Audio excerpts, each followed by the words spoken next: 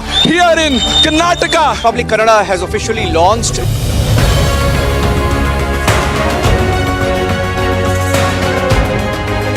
So today we dedicate Republic Kannada to the people of Karnataka.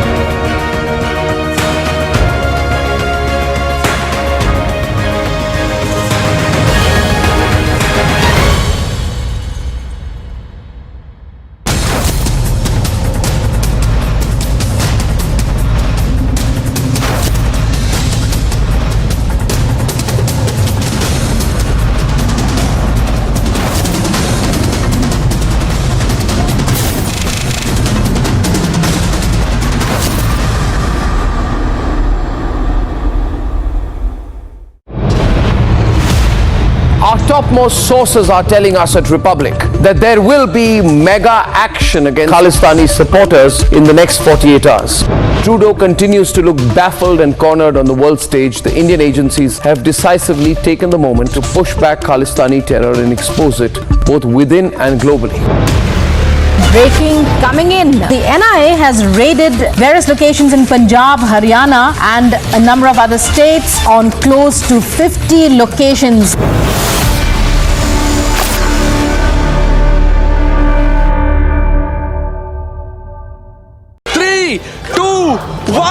We are now called as Republic Kannada here in Karnataka. Public Kannada has officially launched.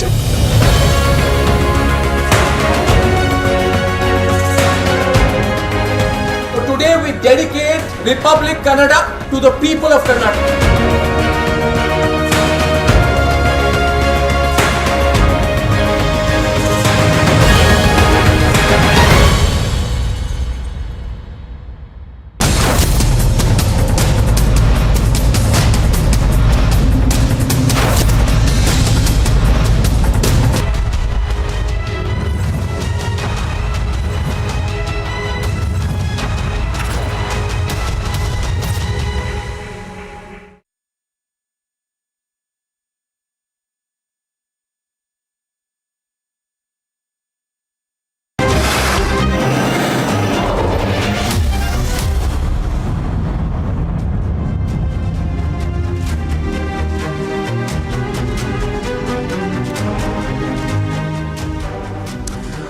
Hello and welcome. You're watching the Weekend Debate with me, Shavan Sen. Ladies and gentlemen, over the last 1 week, there has been a focus on the resurgence of the Khalistani threat.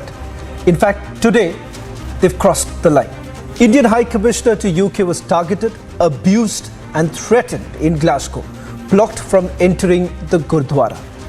And not just that, what has essentially happened is that same very group that has been operating in United Kingdom for several years put together was exposed by Republic Media Network back in 2018.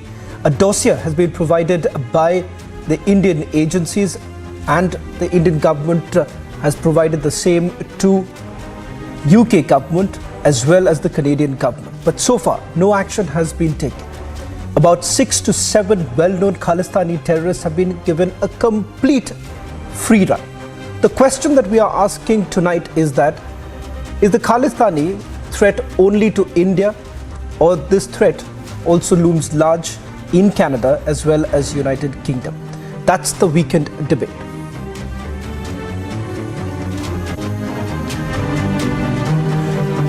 Indian High Commissioner to UK targeted, abused and threatened in Glasgow, blocked her from entering the Gurdwara.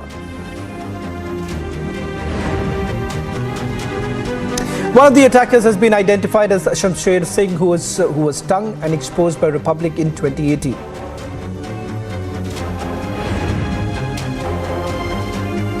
India raises issue with UK Foreign Office. Police complaint filed. Orders on UK authorities to act now.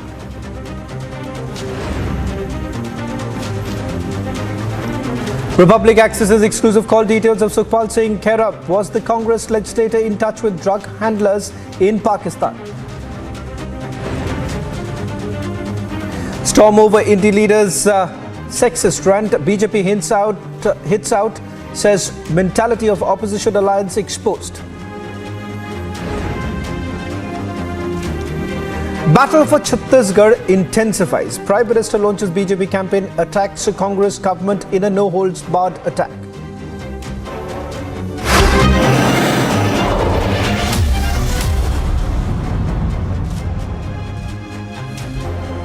Ladies and gentlemen, for the last few days, there have been many a concern over the global Khalistani threat, from temples being targeted to Indian consulates being attacked. The Khalistani threat is real. In the latest development, the Indian High Commissioner to the UK, Vikram Doraiswamy, who was touring Scotland this week, was blocked from entering a Gurdwara in the city of United Kingdom's Glasgow by pro-Khalistani extremists. And this is not all. Republic's deep investigation has now exposed the Khalistani cells operating in the United Kingdom. The man who's seen in the video, Khalistani terrorist Shamsher Singh, is the same Khalistani terrorist who was stung by Republic back in 2018. Ladies and gentlemen, for several years put together, we have been voicing the Khalistani threat, exposing them time and again. But what we have essentially seen is that there has been absolutely no action that has been taken by any government, be it the United Kingdom or, for that matter, Canada. In fact, data in possession of Republic TV essentially indicates that at least 6 to 7 well-known Khalistani terrorists have been given a complete free run. These Khalistani elements have been charge-sheeted by top agencies here in India.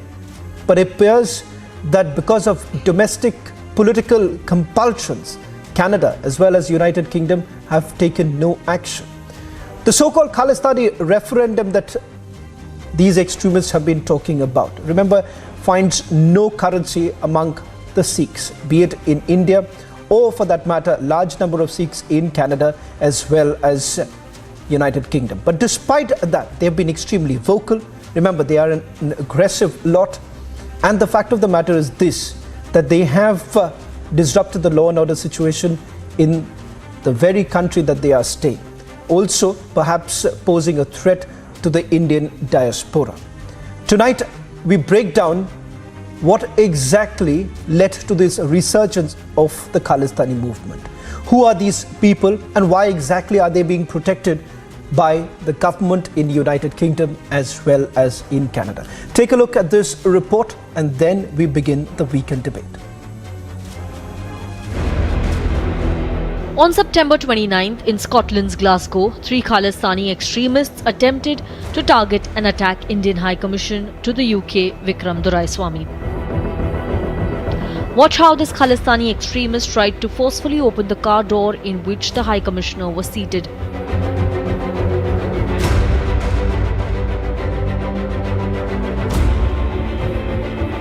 The High Commissioner decided to return to avoid a bigger incident. A close look at the attacker would reveal that this extremist is none other than London-based Shamsher Singh. The ambassador, right? Yeah, I think it's best if you go. The man who shared platform with Trudeau's ally in 2016. And the man who was stung and exposed by Republic in 2018. Completely for a secessionist movement. We want India to break up. We want the Naxals to have freedom, Dravidistan to be free. We want the Maoists to be free because our enemy is the same. Our enemy is Delhi. Our enemy is the Brahmin in Delhi. It's Brahmanism as an ideology. It's the enemy of all the peoples of India, except for the Brahmins, of course, because they enjoy the benefit of that. But it's complete. It's a unification of our goals. All of our goals are aligned. We want Delhi to fall. We want the armed struggle is the only way. Investing in armed struggle and destabilizing in India with, how they've been operating for the last 30 years, assassinating Indian government officials, attacking military bases, attacking police officers and, soldiers, and, the Khalistanis have a hit list somewhere of all these, people running around like Saini and Alam and like all these black cats and these police officers that escaped so many commissions. The biggest actions of the movements, we've killed 2,700 police officers of various rank. We've killed the Prime Minister, the Chief Minister, generals of the army. These are all targeted killings. So even now, like what's been happening for the last 2.5 years with the KLF and targeting RSS leaders in India, it's the same thing. So the level of violence hasn't increased or decreased. Other leaders of Punjab's RSS, the Hindu Takat, they've been shot in the streets of Punjab by motorcycle-borne assailants. It's happening now. This is the reality. You believe they were part of the movement? Yeah, Khalistani Liberation Forces openly accepted that these guys were killed by Khalistani Liberation Force. This attack has raised questions on security of diplomats in countries like Canada, UK and the US, where there are certain number of Khalistani extremists and sympathizers. There is today a climate of violence, an atmosphere of intimidation, activities. I mean, just think about it. We've had, smoke bombs thrown at the mission. We've had our consulates, violence in front of them. Our issue is to somehow say that what else is happening is par for the course. That it's quite okay for freedom, because there's freedom of speech, to make threats and intimidate diplomats. I don't think that's acceptable. The UK government has been apprised on the attack, and the onus is on Sunak administration to walk the talk on Khalistani elements. And let me just say unequivocally that no form of extremism or violence like that is acceptable in the UK, and that's why we are working very closely with the Indian government to particularly tackle PKE, pro-Khalistan extremism. I don't think it's right. Our security minister recently was just in India talking to his counterparts. We have working groups together to share intelligence and information. It's time for a global crackdown on Khalistani elements who threaten India's sovereignty. Bureau Report, Republic TV. Well, the question here is that whether at all there has been an absence of a counter narrative.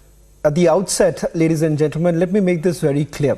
Data essentially suggests that if you really look at these Khalistani extremists, they certainly do not represent the Sikhs. More importantly, they are a minority, be it in Canada or for that matter, United Kingdom. And as far as India is concerned, remember the Khalistani movement finds no currency, at least on the ground. Several prominent Sikh leaders have come out in the open saying that, look here, do not tarnish the image of Sikhs. They've made several sacrifices, not just in India, but worldwide. And the fact of the matter is that, remember, talking about any crisis today that the world essentially witnesses, it is the Sikhs who have been right at the forefront. Interestingly, even when I was covering the Russia-Ukraine war, at the border of Ukraine and Poland, it was the Sikhs through various groups were attending to the refugees, and they were there when the Ukrainians needed them. So that's the backdrop in which we would like to begin the weekend debate tonight, looking at all aspects as to why exactly there is a resurgence. Why is it that the governments of United Kingdom, Canada, as well as United States of America have been quite squeamish about taking any action against these extremists? Joining us on the weekend debate tonight are Ambassador Deepak Vora, Prama Chilani, Darshan Singh, Adit Kothari, Burzin Wagmar, Daniel Bodman, and in a short while from now, Piotr Kurzin will also be joining us. Ambassador Deepak Vora, let me begin by asking you. You've been with us over the last 1 week on several debates. We've been talking about this entire issue. Tonight, perhaps we'll break it down for all our viewers tuning in. We have enough time with us to try and understand why exactly there is a resurgence. As I understand, Ambassador Deepak Vora, that there is an absence of a counter narrative. The reason being that the Khalistani network, which is spreading, and it's become far more smoother, is because you have the others, the majority, who have been quite silent. And that is the reason why perhaps there's so much of importance that has been given to the Khalistani extremists, who perhaps should have been behind bars now. Thank you very much. Can you hear me? Can you hear me? Yes, Ambassador Vora, we can. Okay. Go ahead. All right. Well, thank you very much, because I'm hundreds of kilometers away from the nation's capital. I'm in a place called Leh in Ladakh at the Mahabodhi International Meditation Center. That explains why my hair has been surrendered to the Lord. Sitting here and thinking about what is happening in Canada and in the disunited kingdom, it makes one wonder, as you have rightly said, what's happening. Sir, I think both Canada and Britain feel that they can rear snakes in their front yards and use them for political purposes. They did this with Islamic radicals and are still paying the price. They've been doing this with Sikh terrorists and will soon learn that it's a dangerous game to play. You've talked about a counter narrative. There is no question that the overwhelming majority of Sikhs in India and overseas want to have no truck with these idiots who go around doing all kinds of funny things. Sir, would you answer a question, any one of your experts? My father was a Hindu, my mother a Sikh. What does that make me? I wear a kada on my right wrist. I was baptized in the Golden Temple. What is this nonsense? And when they don't do it in India, they're doing it overseas. Obviously, it's being tolerated for political reasons by various governments. The Canadian chap says that he has credible, there are credible allegations that we eliminated his favorite terrorist plumber. We can send him many more plumbers to plug his personal and professional leaks. That's not an issue. And then the British chap say, we won't tolerate this kind of nonsense, and then go around tolerating it. Do you recall, sir, not too long ago, an Indian lieutenant general who had rid the Golden Temple of these terrorists, he was attacked by 4 Sikhs who were then arrested and sentenced to between 10 and 14 years.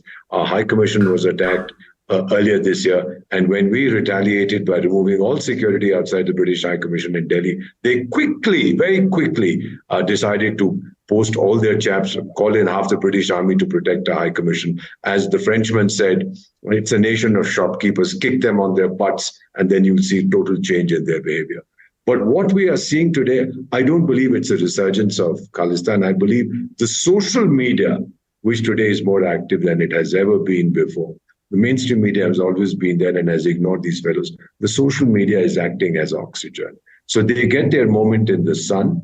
The fellows who attacked our High Commission, our National Investigation Agency, identified them thanks to the social media.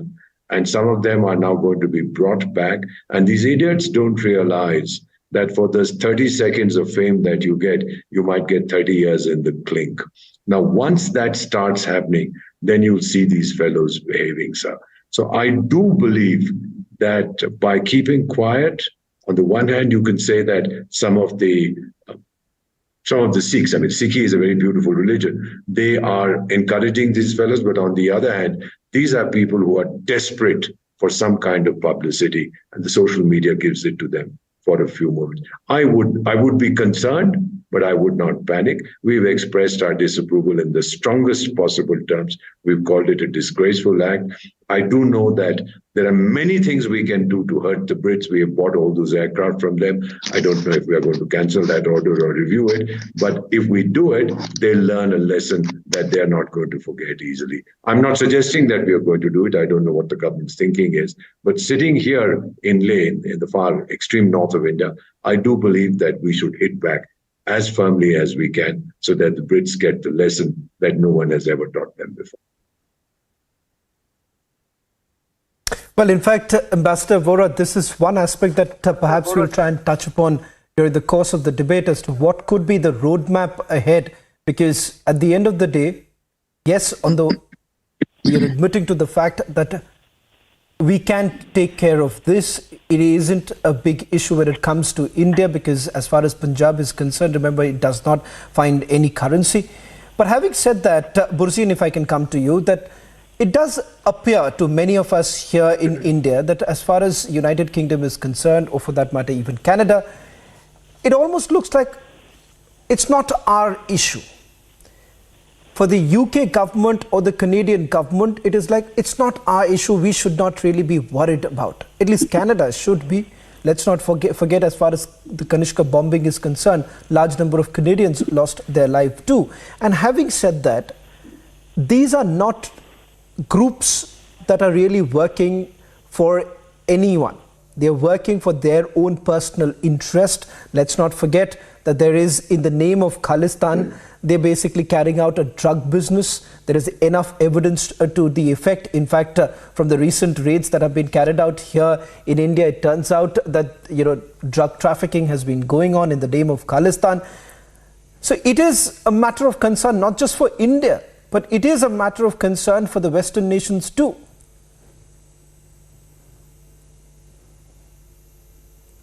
Ambassador Bora mentioned about the amplification of the social. Ambassador Bora mentioned about the amplification of the social. Am I audible to you? Yes, can you hear me? Go ahead. What I said is that as the ambassador mentioned, the amplification of social media, which has actually aided and abetted all sorts of militants in all sorts of ways, but also over and above that, it is a disquieting question and will be in times to come. The Gurudwara in Glasgow formally apologized to the High Commissioner, as we know. So this is what is occurring now in the Sikh diaspora. There are those who don't hold truck with these views, but there is a voluble, conspicuous minority of these Khalistani separatists who want to capture the airwaves and want to hijack the agenda in temple Gurudwara politics. That is what is happening everywhere, and that needs to be put into perspective, just as it happens with Muslim militants here in London and across England who capture mosques and tend to drive out the moderates. That is something to be seen in times to come, which will hold ramifications for both Britain and Canada. The incident was, quite frankly, stymied today, but at the same time, it would have been more serious if you remember what happened to the Indian consular official who was kidnapped and murdered in 1984 in Birmingham, Ravindra Matre. And in that case, there was, of course, the Kashmiri militants, the Mirpuri militants, who were responsible for it. I don't understand why y'all cannot hear it's inaudible. No, Burzin, I can. Ambassador Bora. Right. Burzin, continue. As we I can hear you. There is a precedent of Indian diplomats being attacked as to what happened to Mr. Matre, who was kidnapped and murdered in 1984, and nothing came of it despite the best of British efforts to do so. And we have declassified records which now point out that General Zia was urged by the British government and British intelligence to extradite the Mirpuri killers from Pakistan. But of course, they stonewalled all British attempts in so doing. But coming back again to the Sikh issue here, what is not being discussed is that the resurgence has happened because these Khalistani elements, whether in Canada or in England, are in the pocket of the Pakistan High Commission, who does finance them. It's not just the drug addicts and the gangsterism from Punjab which emanates and has been bankrolling their efforts in recent times. It is also Pakistan's Green Book, if you remember, and I had published on this back in 2020, which talks about aiding and abetting all sorts of irredentists for the so-called breakup of India. And Khalistanis have always been in their sights going back to the early 1980s. There is nothing new about it. So this needs to be also put into perspective that it's not a question of shoving India's problems on Pakistan's doorstep and deflecting the issue. It is very palpable, very serious, and there is a paper trail that all these Khalistani Sikhs are in the hawk of Pakistani officials and diplomats who are aiding and abetting them, which also goes some way to explain when you question these so-called Khalistanis, how is it that the so-called state doesn't talk about Lahore and other historic sites and what is Pakistan Punjab, and they only seem to talk about irredentism when it concerns the Indian side of Punjab or what became Indian Punjab after 1947. They are completely unable to, they are gobsmacked actually, and unable to answer that when it is squarely put to them. I'll leave it at that for now. Okay. Well, that's one aspect that I was coming to. In fact, Brahma Chelani, I would like to bring you in on this very aspect that Burzin was talking about, the Pakistani link, which we haven't really focused on over the last few days while we were talking about the Khalistanis, and almost all activities that if you really take a look at, a closer look at, you would actually find Pakistani intelligence footprint. For instance, as I understand, the Khalistani referendum 2020, the key architect of it is none other than Pakistan Army's Lieutenant Colonel Shahid Mohammad Malhi. And as Burzin was talking about, even if you look at the map that has been floated by the Khalistanis, it would never show the Pakistan Punjab, but largely India Punjab. So the question that I want to bring back, is twofold. One, is there a lack of a concrete response really coming in? And secondly, why is it that we are not really highlighting the fact that this is nothing but a byproduct of Pakistan's ISI's handiwork? Pakistan's destabilization game is not a surprise. What is a surprise is the fact that certain Western security or intelligence agencies, by sheltering and shielding key Khalistani militants, are implicitly aiding Pakistan's destabilization efforts against India. For example, in your newscast, at the beginning of the newscast, you had a video of a guy called Samsher Singh, who's posting about the killings that he and his group have staged in India. And then there is another guy called Pannu, who operates out of the United States and Canada. He's a American-Canadian dual citizen who made headlines recently for demanding that Hindu Canadians flee Canada on the pain of punishment. How are these people operating with immunity from Western soil? How can people openly boast about acts of terrorism or make calls to engage in terrorism and yet face no action? Or, for example, take what happened today with the Indian High Commissioner in Scotland. Under international conventions, it's incumbent on the host country to provide security to the diplomats that are stationed on its territory. Indian diplomats have repeatedly come under attack in Britain, in Canada, in the United States. Why is Britain not providing security to the Indian High Commissioner? He's a target of the militants. So these are issues that we need to discuss, but I think it's also important to keep in mind one other aspect about how the militants are gaining strength.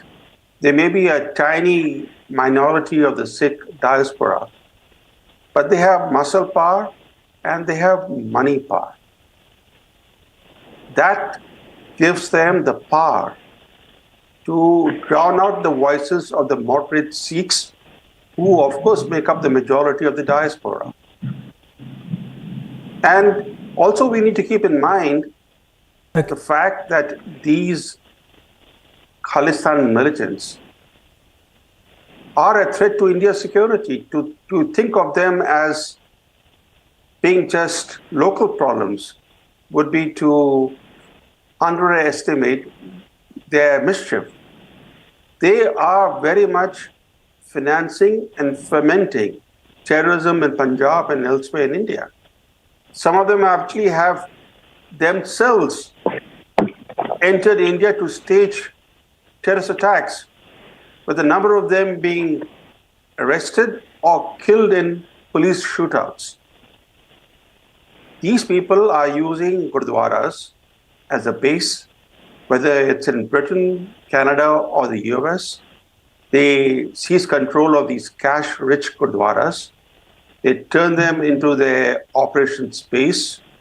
It also provides them cover because then they can try to claim that they are Sikh preachers or leaders or presidents of a gurdwara. So it gives them cover. And because of their money power, it's not just the donations they receive from the worshippers. It's the fact that they also are into narcotics trafficking. They are into all kinds of criminal activity. So they have a lot of financial muscle, and that really is what is giving the Khalistan movement the strength, the sustenance, and the ability to browbeat others. And I think we need to look at this issue more holistically. The focus on Canada in the past few days has obscured the fact that the Khalistan militancy is a scourge not just in Canada, but also in Britain, the United States, particularly in California, and marginally in Australia. So dealing with this problem more holistically and understanding that the Anglosphere countries need to clean up their act at home. India needs to put pressure on them. That would help to, focus on the real problem rather than respond to each incident as it happens. For example, some months ago, when the Indian High Commission in London was stormed, there was so much anger in India, and then within weeks that anger dissipated, and then we moved on to something else. The thing is that we respond to each incident. We are not looking at issues holistically. We're not looking at the fundamental issues that are driving the Khalistan militancy. The Khalistan militancy is very much alive and kicking, quite influential. In Canada, the Khalistan militants are important funders of political parties. They have considerable political influence. The Trudeau's government, Trudeau's keeping his government afloat, minority government afloat, with the help of a Khalistan sympathizer, Jagmeet Singh. That really explains how the Khalistan movement, despite its numbers being small, is quite strong, and we need to recognize that. Okay. Daniel Bodman, if I can also bring you in on this aspect, that this is not new. This pattern that we have been talking about, the Khalistani movement started sometime back in the 70s with the Khalistani ideologue Jagdish Chauhan landing in Canada, and thereafter this has only been allowed to flourish. We would be naive if we say that, look here, this is an organic movement that has gained momentum. That's not the case. We would be naive to ignore the fact that there could be a quid pro quo. Because if you're looking at the minority that Brahma Chelani was actually talking about, if the minority can hold a government at ransom, then there is something more than what meets the eye. And herein comes the question. Is there a quid pro quo that ought to be probed now? Or secondly, what is it that the government is essentially hiding?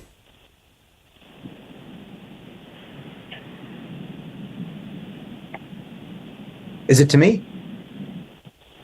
Sorry, I couldn't hear. Yeah, Daniel.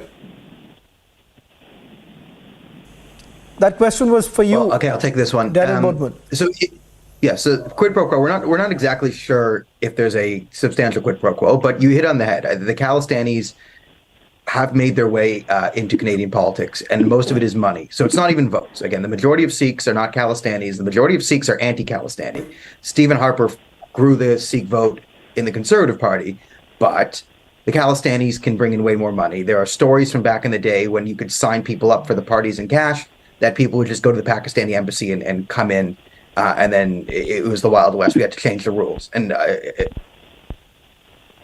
slow to act. This is a story of Pakistani foreign interference in Western nations and how it's destabilizing our countries. I mean, of course, India is paying more attention to this because, the violent rhetoric is directed more at them. But you can make the argument, I think, soundly. This is a much bigger problem in Canada and the UK now than it is in India. It's dead in the Punjab region. And these terrorists are the biggest mass murderers in Canadian history. They blew up Air India. They tried to assassinate Indian diplomats. And they're running around harassing mostly Sikhs and Hindus. Yes, the High Commissioner thing is, you can't have that. It's a diplomatic thing. But there was a Sikh family who spoke out against the Khalistani movement. And they're being threatened with death and rape and just absolutely insane things. And it drives me crazy because we live in a Western society that is so focused now on diversity, equity, inclusion, anti-racism, and all this type of nonsense. But this mentality has enabled an extreme amount of violent hostility to the most, vulnerable minorities in our community. And our leaders are gaslighting the entire world, pretending that they're the ones standing up for the down-pressed minorities. But at the same time, they're bringing in the most violent, ethnic separatists that just absolutely put these communities in danger. So we have a situation where in the West, we've allowed Pakistan to create this tension in our countries, that foment ethnic violence in our countries. And it's bad for us because it's bad for our citizens. And then it's also bad for our country and our nation because now we're being used as a geopolitical wedge. Now India has to get involved for its own interests. Like what country can just allow this to happen, where their embassies are always under threat from radicals and extremists, right? Whether it be the Kashmir nonsense, whether it be the Khalistani stuff. Again, the Khalistani movement has no purchase in reality. It's the most insane movement you ever heard. Our friend, it doesn't exist. Like 2 million Sikhs exist in Pakistan, 1947, 30,000 now. A Sikh has been Prime Minister of India. They fill the highest positions in your society, right? Sikh officers opted into Operation Blue Star. And I'm supposed to pretend that India is the real problem and they're the one discriminating against Sikhs. It's maddening. And they've been able to infiltrate the West successfully through our institutions, through the sort of progressive ideologues along the same path that the Islamists did. Because the Khalistanis have created a good narrative that fits a Western heuristic, which is we are the oppressed minority. Life is a zero-sum game.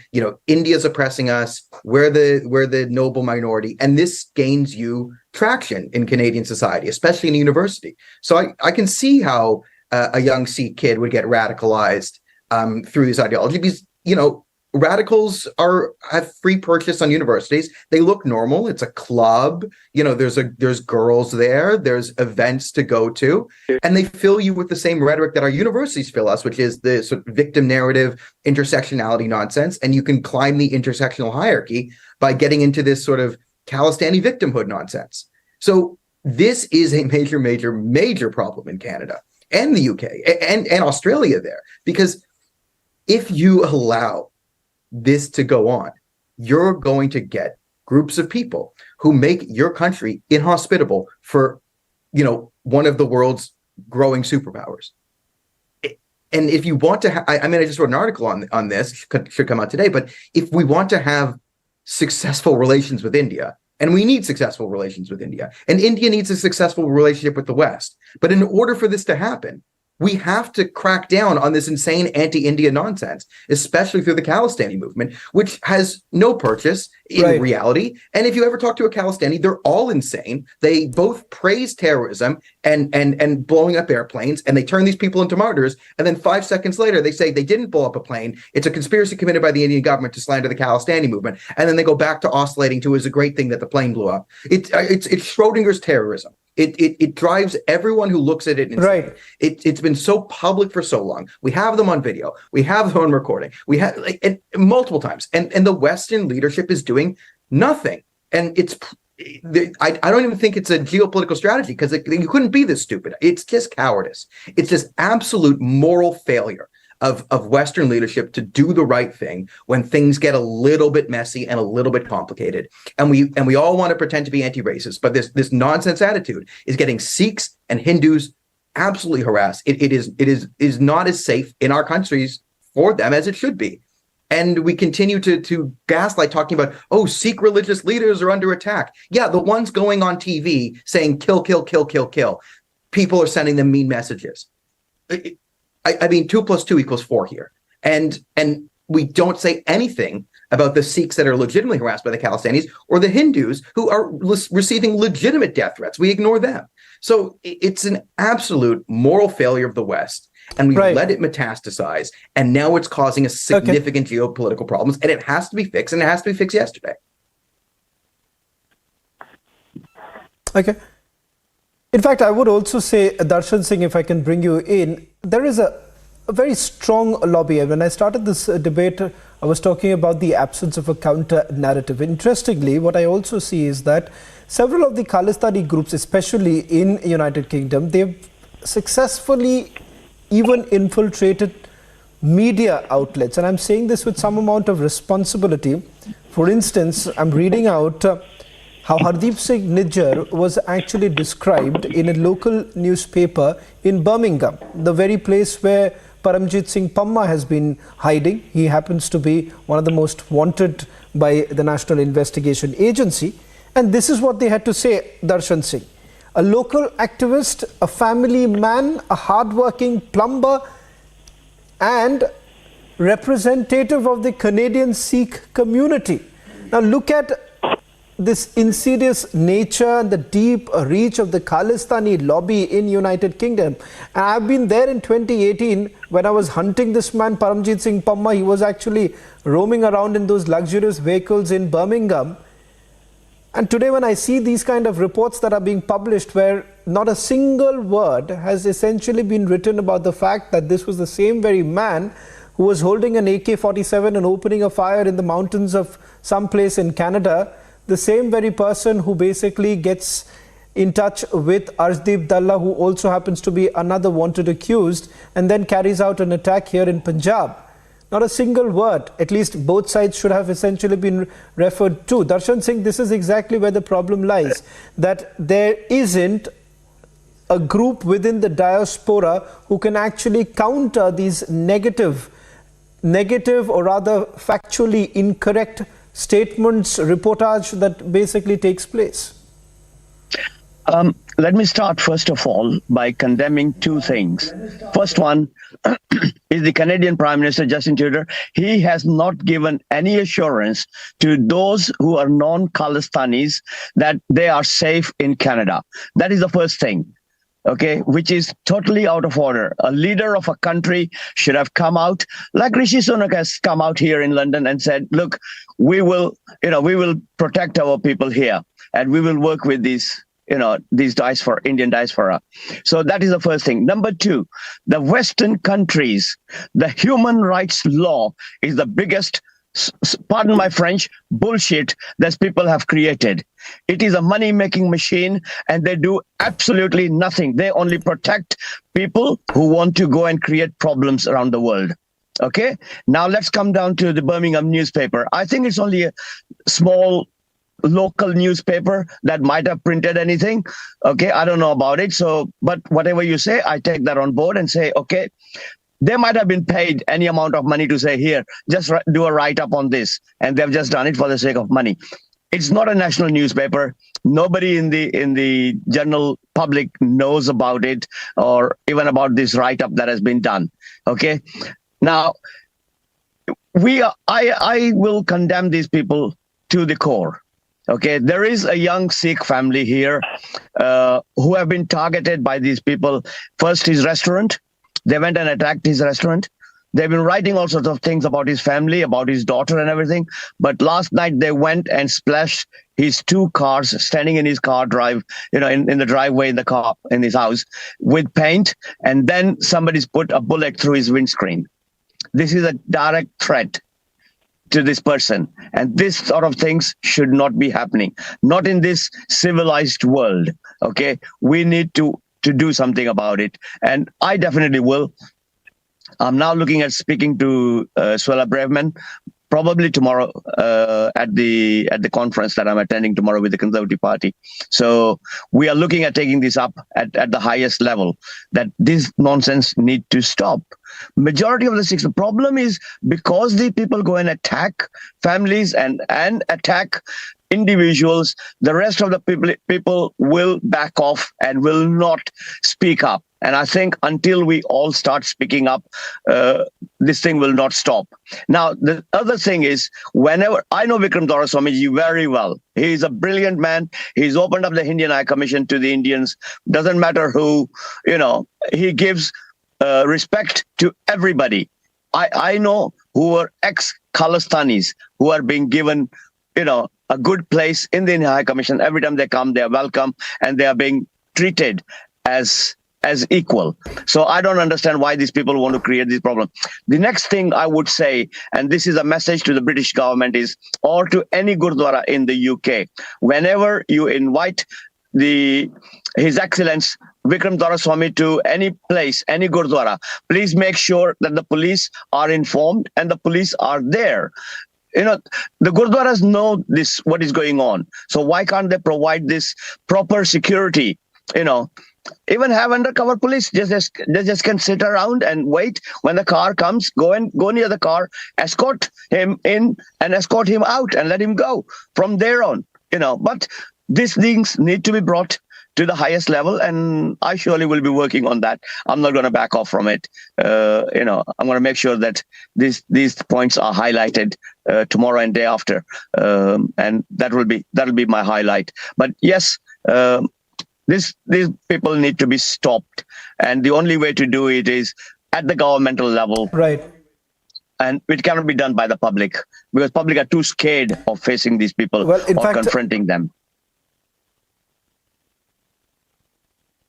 Well, one can certainly understand where the fear basically stems from, but we are hoping that many like you, Darshan Singh, they're going to actually raise their voice. And it is undoubtedly worrisome when you actually hear reports coming in of families that have been attacked or they face the kind of threats, and there is very little response really coming in from any of the authorities. Adit Kothari, if I can come to you. Many would say that when, be it in Indian Punjab or for that matter, any other place where the diaspora has completely rejected the so-called Khalistani movement, if the West essentially believes that, yes, they are an organization or there are a group of people or a group of extremists who should be given that space, why not go ahead and make Alberta into a Khalistani state? Because Indian Punjab does not. So why don't, if you're so very concerned, make Alberta as the next Khalistani state? Feel free. No one is stopping you giving your piece of land to them.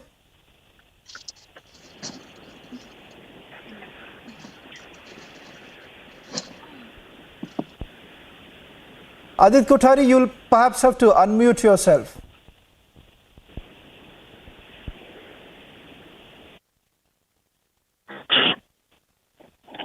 Adit.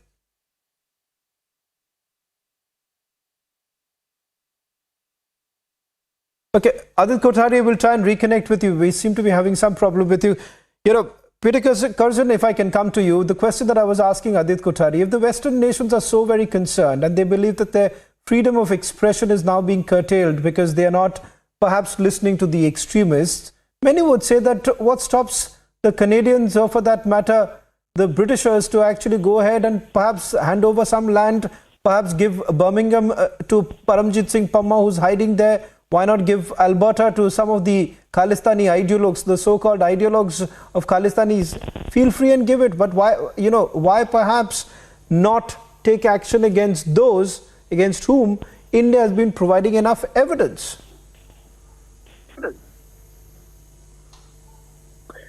Well, firstly, thank you for having me on. Second, frankly, I'd be all right if Birmingham was handed over to someone else. But yeah, I think it comes broadly into this matter of self-determination. There's a lot of emphasis in Western countries, look at Kosovo as an example, about giving marginalized communities, entities like that, more independent self-determination. But ironically, when it comes to, say, Scotland and Britain, that doesn't seem to be as popular. So no, from an optics perspective, this is not good at all. It was only a matter of time, frankly, that I thought it would spill over into the UK. And given, obviously, the UK as the mother of the empire, if you like, it's going to have the worst of all optics. Canada is not as internationally relevant in certain ways, and Britain, with its, it tries to, I think, formulate this pretty close and warm relationship with India. We could talk about the 2017 Year of Culture, for example, but you get diplomatic crises, as we saw earlier in the year with the flag removal in March. This is something that, the British government doesn't do a good job, I think, and a lot of Western nations don't do a good job of being more robust in their response. They try to sort of have a balancing act. And, for the first time we've seen this year, I think Australia, even seeing its own Khalistani outbreaks. And it's not something I think a lot of the countries are very good to deal with. Right as well, when we've got the previous speaker talking about, the Conservative Summit. and what that means for Sunak in trying to rebrand himself to be a more sort of dominant force when he's a bit limp-wristed, frankly. So I'm very curious to see if the UK government does do anything about this. I highly doubt they will. As to what one of the other speakers said, it's pretty embarrassing to see such a senior member of the diplomatic community, if you like, the world community, being harassed like this, and it goes back to a broader consideration I have about just generally law enforcement in the UK and whether or not we're doing more to not sort of appease everybody all the time or dot the I's and cross the T's and be sort of politically correct when there are just issues that need to be more strongly dealt with. I looked to the United States and their pretty muted response as an indication of this. You know, in America is vastly in need of India as a counterweight, counterbalance to China. And for me, as I've said in other conversations with colleagues and on my show, there is a concern, I think, about whether or not the Western elements, particularly in the Five Eyes, so the intelligence services which make up the Anglo-Saxon countries, are going to really want to jeopardize relations with India. But equally, if they don't hold, what's happening to account, then that may well breed infighting within themselves because of their, Canada feels left out, even though America supposedly gave some information about what was happening in Canada, that's about it. Blinken's statement, sort of calling for more, balancing again, to work together, to collaborate, we're concerned. I think he said, very run-of-the-mill diplomatic neutral language, trying to sort of keep both sides on board whilst not taking any positions. But that's not going to cut it. And I think, the time's going to come where one side is like, well, are you with us or with them? And ultimately, I think the United States is going to prioritize strategical geopolitical interests over, an immediate neighbor that it has a long-term trade dynamic with, just because of the grander strategy that it poses. So I worry about this spilling over into parts of America or other places where it could have even more of a detrimental effect. In fact, going forward, but it's definitely not over, and I think we could see this escalating further, albeit unpredictably in what way. So I'll pass back to you. Well, in fact, I'll give the last word to Ambassador Vora, but before I do that, unfortunately, we've not been able to hear from Adit Kothari through the entire debate. Adit, just a quick response coming in from you. I'm really sorry. Sincere apologies because we were not being able to connect to you. Just a quick, a comment from you with regards to the fact that does it really frustrate you and various others within the diaspora when you actually see that this can happen in United Kingdom and very little action was taken? Finally, we had to send the National Investigation Agency to London to carry out a full-fledged investigation, and these are people who are still perhaps roaming freely. Ambassador Vora, I'll come back. I'll give you the last word, but just a quick comment from Adit first. Sure. I mean, just taking the lead from my politically incorrect friend Daniel. The security apparatus and the polity in Britain and Canada have absolutely failed all the diaspora people.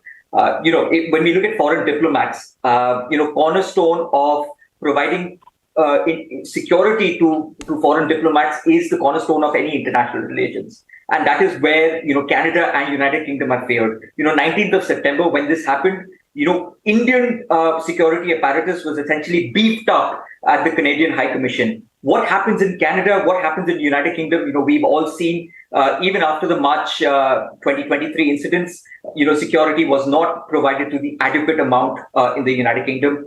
Despite all the threats that Mr. Verma in Canada has received, there has been no security provided to the Indian High Commission in Canada. So, there has to be some amount of reciprocity that now the Indian side also needs to start leveling up in India with regards to all of the other high commissions and the missions in India. Because, these countries are clearly not sticking up to the Geneva standards of, security apparatus.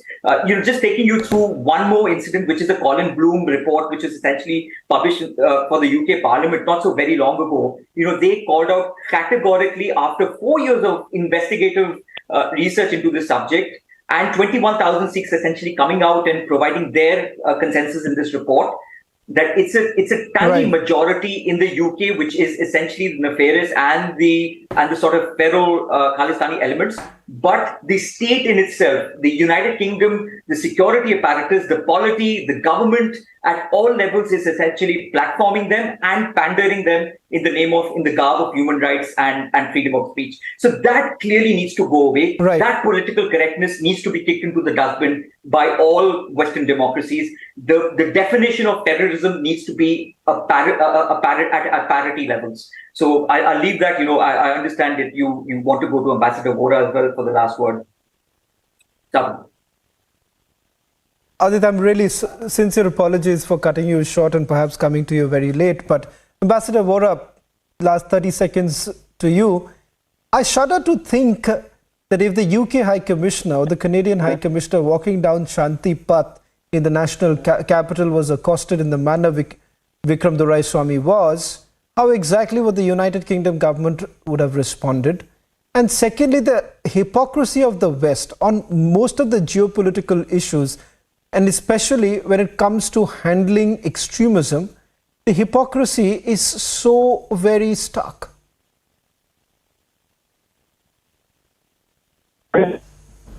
He responded, I think it'll be a good idea. I was hoping that the debate would be more heated because where I am, it's -4 degrees Celsius. Sir, because of your insanely popular channel and you yourself, you're one of our best, Robert Merton's law of unintended consequences has kicked in as far as Canada is concerned. We've cancelled the OCI cards of a lot of these Khalistanis. We've reduced our imports of lentils.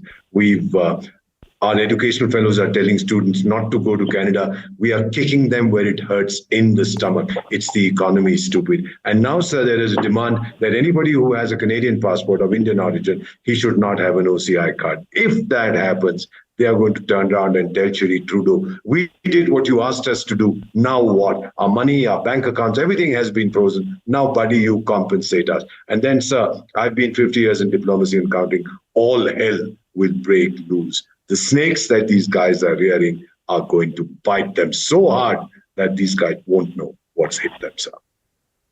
Right. Well, thank you very much, Ambassador Vora.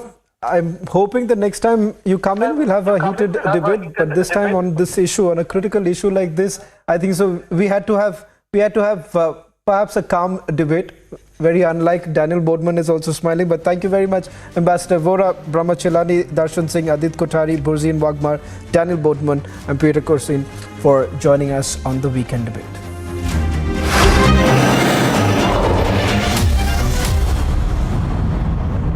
QS and THE, the world's foremost university rankings organizations, have ranked Amity amongst the top 3% universities globally, making it among the very few Indian universities to be included in both rankings. Yet another top ranking for Amity University.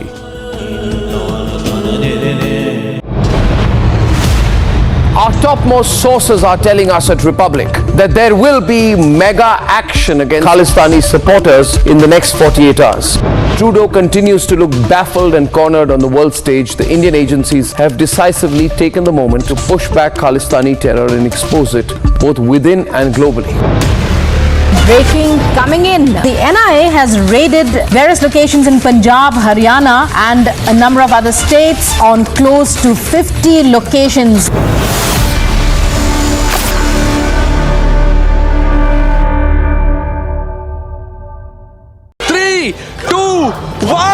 We are now called as Republic Kannada here in Karnataka. Republic Kannada has officially launched.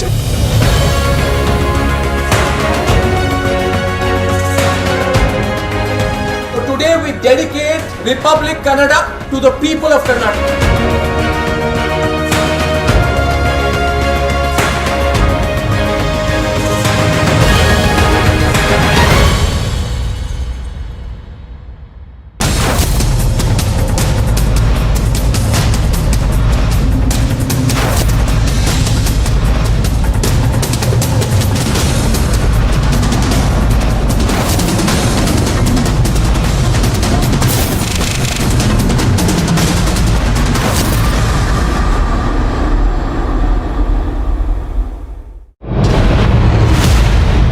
topmost sources are telling us at Republic that there will be mega action against Khalistani supporters in the next 48 hours.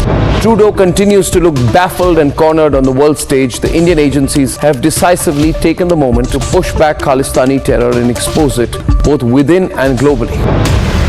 Breaking coming in. The NIA has raided various locations in Punjab, Haryana and a number of other states on close to 50 locations.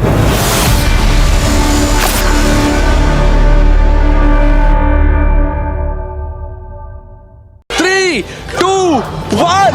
We are now called as Republic Kannada here in Karnataka. Republic Kannada has officially launched.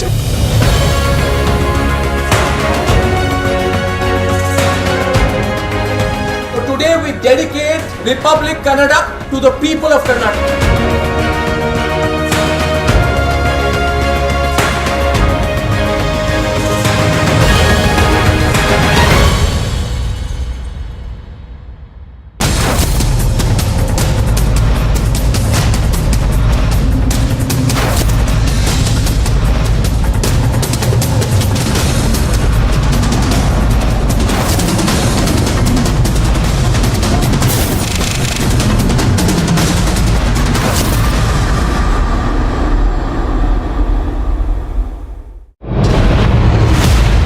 Our topmost sources are telling us at Republic that there will be mega action against Khalistani supporters in the next 48 hours. Trudeau continues to look baffled and cornered on the world stage. The Indian agencies have decisively taken the moment to push back Khalistani terror and expose it both within and globally. Breaking coming in. The NIA has raided various locations in Punjab, Haryana and a number of other states on close to 50 locations.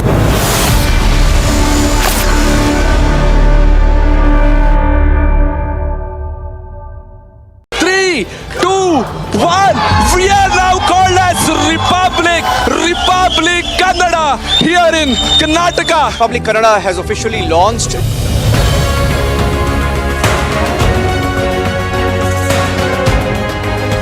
Today we dedicate Republic Kannada to the people of Karnataka.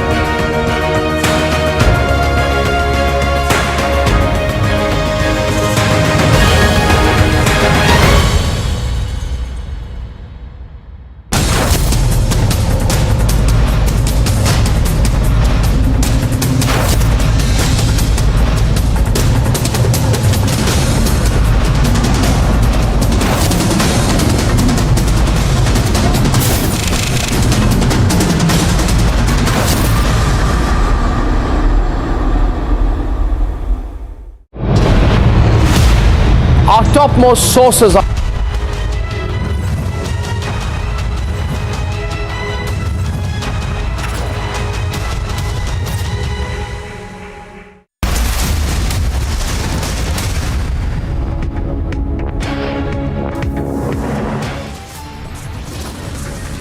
Indian High Commissioner to UK targeted, abused and threatened in Glasgow, blocked from entering Gurudwara.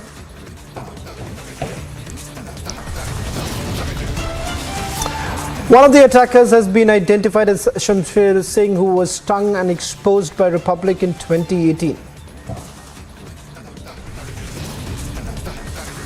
India raises issue with UK Foreign Office. Police complaint filed. Onus on UK authorities to act now.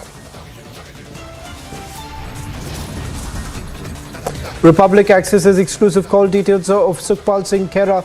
Was the Congress legislator in touch with drug handlers in Pakistan?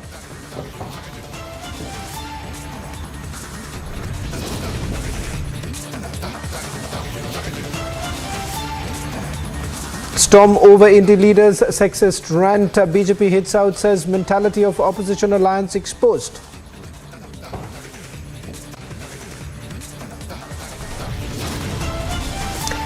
Battle for Chhattisgarh intensifies. Prime Minister launches BJP campaign, attacks Congress government in a no-holds-barred attack.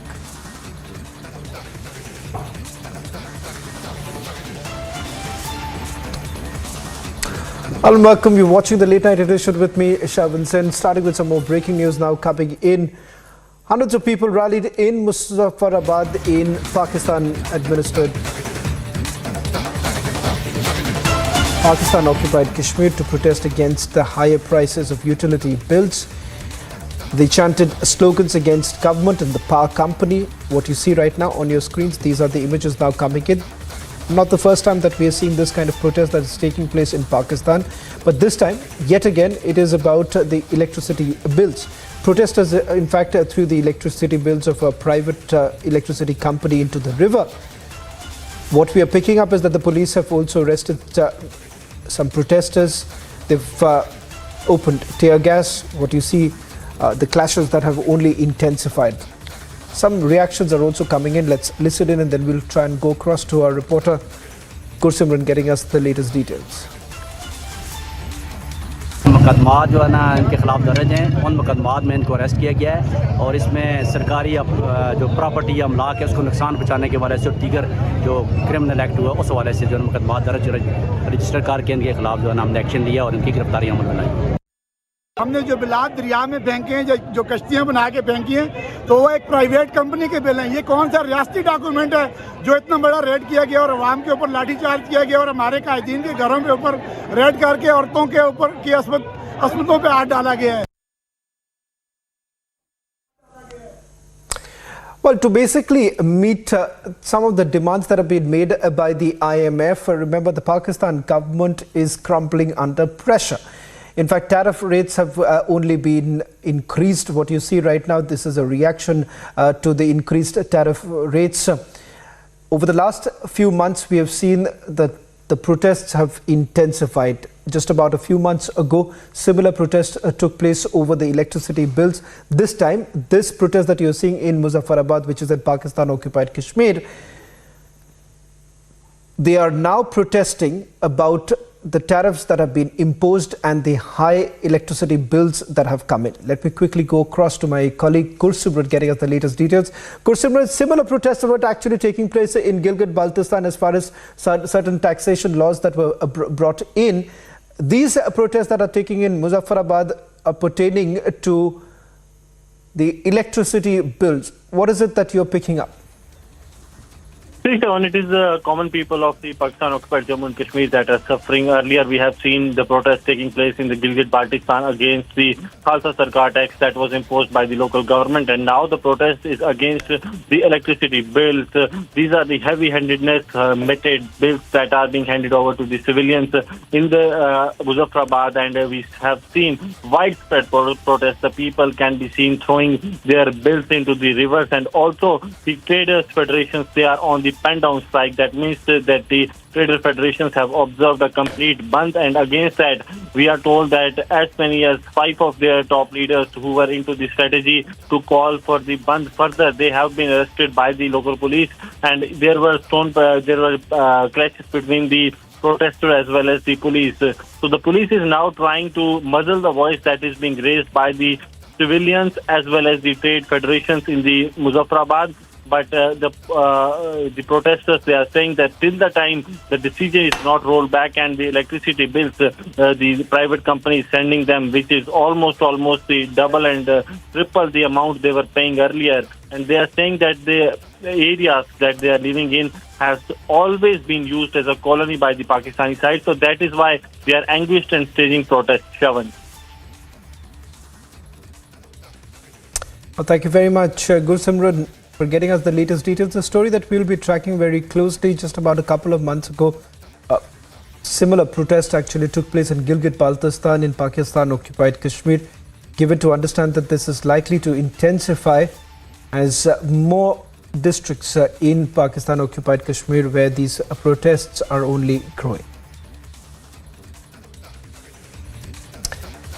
Well, in a breathtaking spectacle that reverberated with the sense of unity, diversity, the iconic National Mall in Washington, D.C. played host to the Art of Living's World Culture Festival, drawing an unprecedented gathering of 1 million individuals from 180 nations. Here's an exclusive report.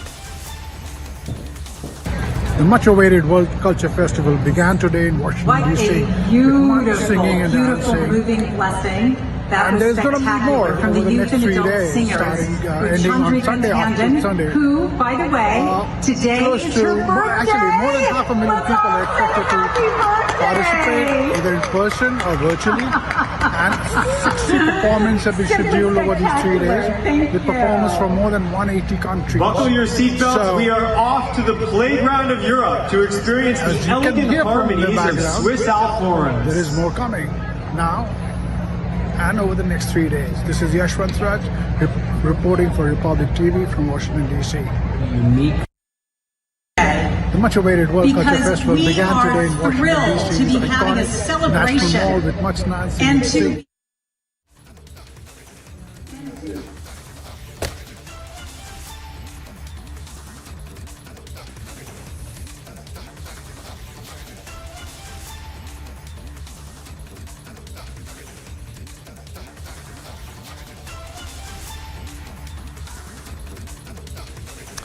Well, in fact, a special report as several nations coming together celebrating the diversity. We've seen individuals from various countries coming together celebrating this very moment. Take a look at this special report.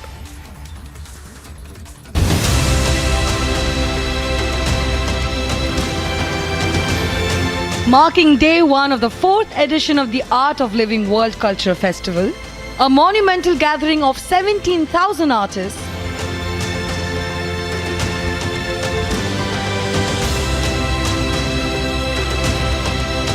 numerous heads of state, thought leaders from over 100 countries gathered to participate in the Art of Living World Culture Festival. The festival that began on September 29th took place in National Mall in Washington, D.C. and is set to continue till October 1st. The event is a perfect showcase of India's prowess in uniting global cultures in the spirit of Vasudhaiva Kutumbakam, one world, one family.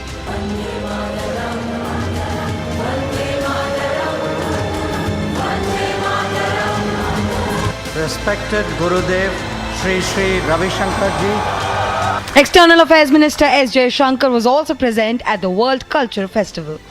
Lauding India's G20 presidency for bringing the world together, EAM Jaishankar said that New Delhi managed to install new energy in sustainable development, green growth and digital delivery. I congratulate the Art of Living, who under the inspiration and guidance of Gurudev have brought us all together this evening. Their global thought and international understanding is so visible as I look around me. The event featured over 50 performances and cuisines from around the world. Gurudev Sri Ravi Shankar bridged the divides of borders, religion and race by uniting people from 180 countries under the banner of One World Family. The founder of Art of Living, Sri Ravi Shankar, speaking about the event, said that the purpose of the World Culture Festival is to send a message that the whole world is one family. Our planet is so diverse, and yet there is an underlying unity, that is the human values. You know, there is an old saying, ancient saying, that the intelligent people spend their time in coordination, cooperation, and uplifting the human spirit. With the World Culture Festival, Art of Living aims to bridge the global culture gap. Bureau Report, Republic TV.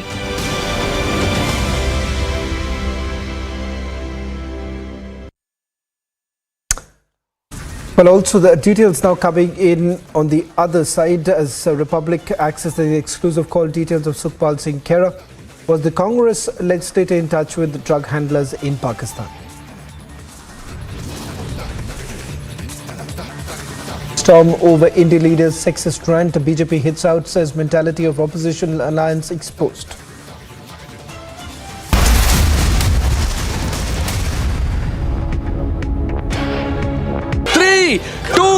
1.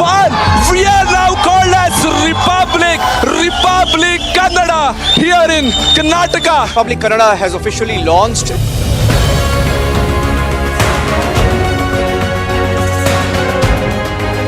So today we dedicate Republic Kannada to the people of Karnataka.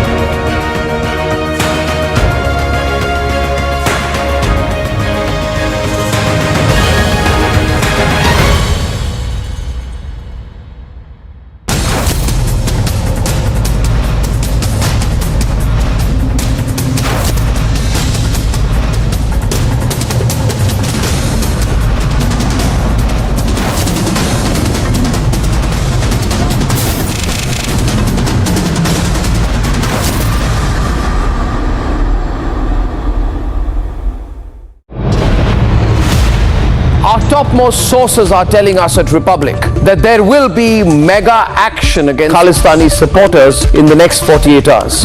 Trudeau continues to look baffled and cornered on the world stage. The Indian agencies have decisively taken the moment to push back Khalistani terror and expose it both within and globally. Breaking coming in. The NIA has raided various locations in Punjab, Haryana and a number of other states on close to 50 locations.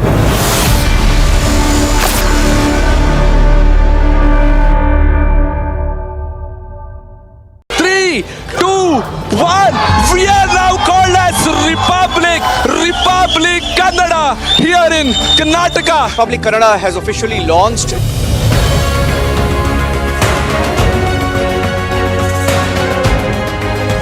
Today we dedicate Republic Kannada to the people of Karnataka.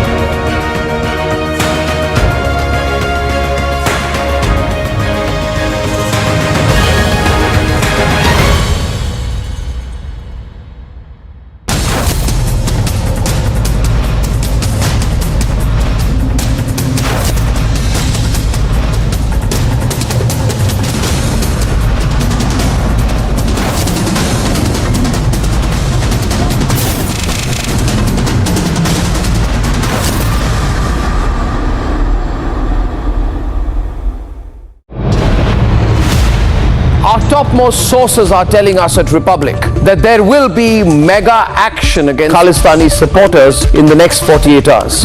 Trudeau continues to look baffled and cornered on the world stage. The Indian agencies have decisively taken the moment to push back Khalistani terror and expose it both within and globally. Breaking coming in. The NIA has raided various locations in Punjab, Haryana and a number of other states on close to 50 locations.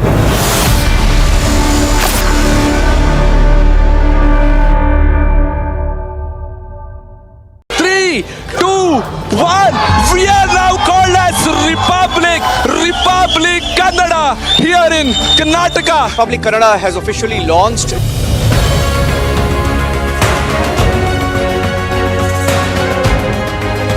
Today we dedicate Republic Kannada to the people of Karnataka.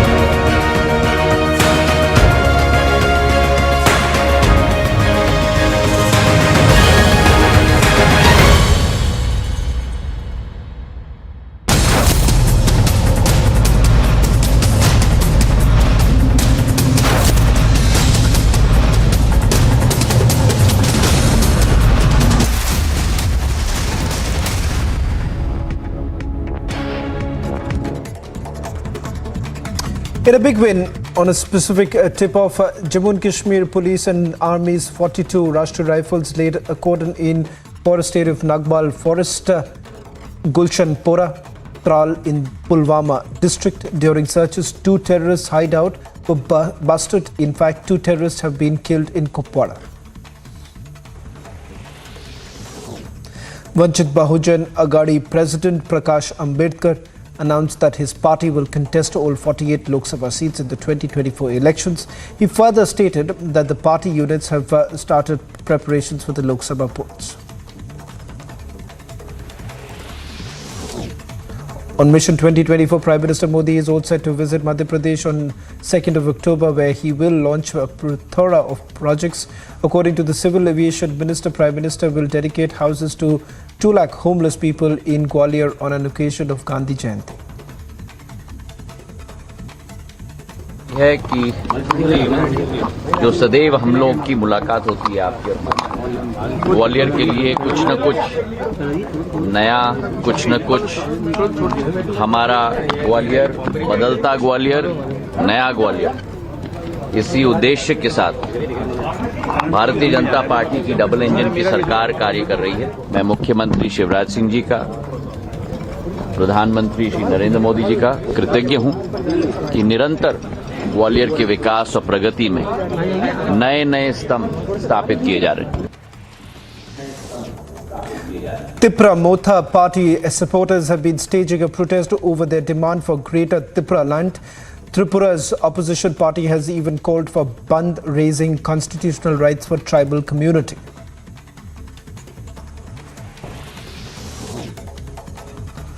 Days after breaking an alliance with the BJP, the AIADMK issued a statement citing BJP support to party President K. Annamalai as the core reason behind their decision.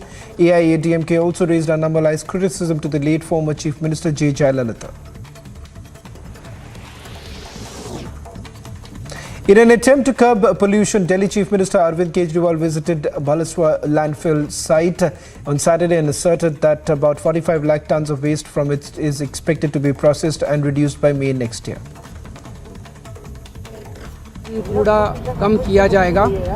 मुझे बेहद खुशी है ये बताते हुए कि target से कहीं ज़्यादा स्पीड से काम चल रहा है। आज तक का जो टारगेट था 14 लाख टन का, उसको पूरा किया जा चुका और 18 लाख टन, 14 की बजाय 18 लाख टन कूड़ा कम किया जा चुका है।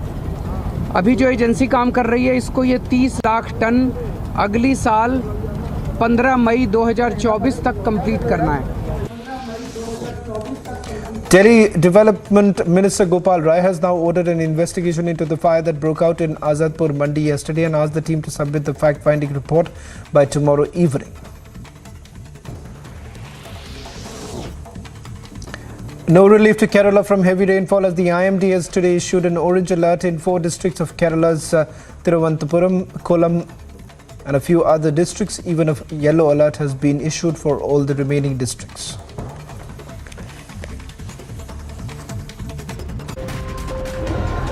कांग्रेस ने छत्तीसगढ़ के नौजवानों को क्या क्या सपने दिखाए थे और उन्हें क्या मिला?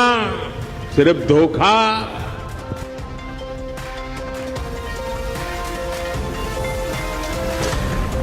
Battle for Chhattisgarh intensifies. Prime Minister launches BJP campaign, attacks Congress government in a no-holds-barred attack.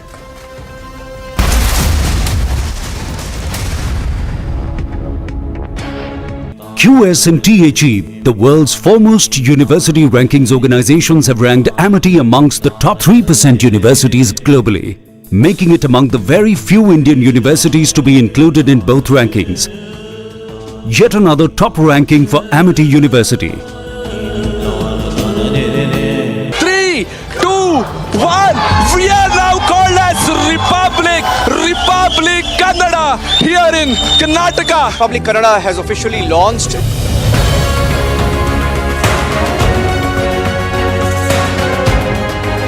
So today we dedicate Republic Kannada to the people of Karnataka.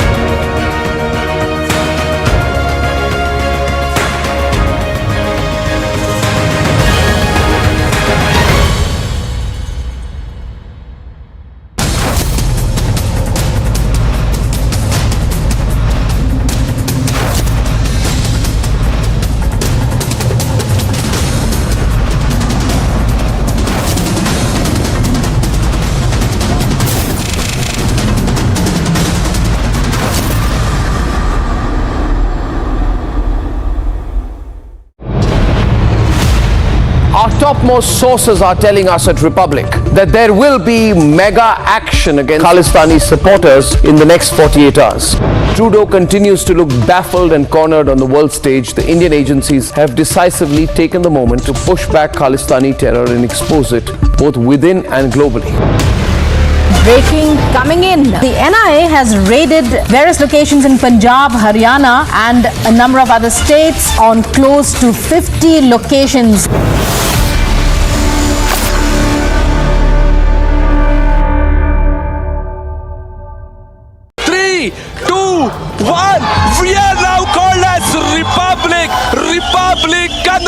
here in Karnataka. Republic Kannada has officially launched.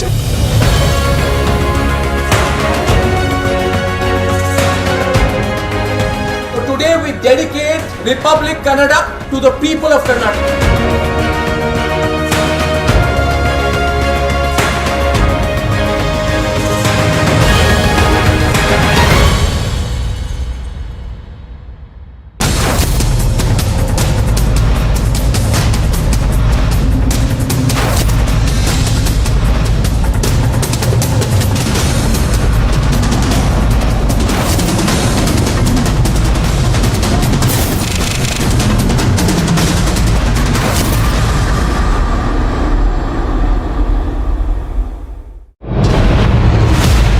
Our topmost sources are telling us at Republic that there will be mega action against Khalistani supporters in the next 48 hours.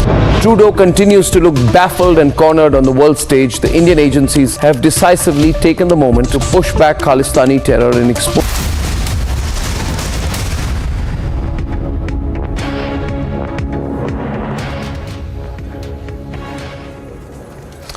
Mourners in northern Iraq gathered to remember victims days after a deadly wedding fire that killed around 100 people. Around 250 panicked guests searched for the exits on Tuesday night in the Haytham Royal Wedding Hall in the predominantly Christian area of Hamdania near Mosul after the ceiling panels above a pyrotechnic machine burst into flames. Here is a detailed report.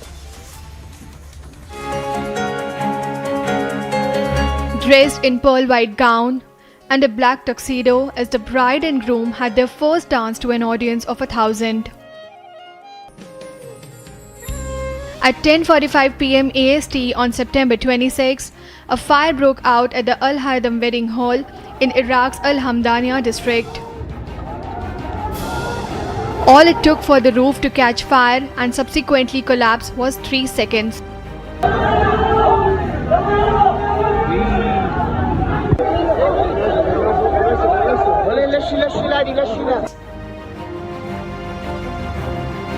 What followed was panic and chaos.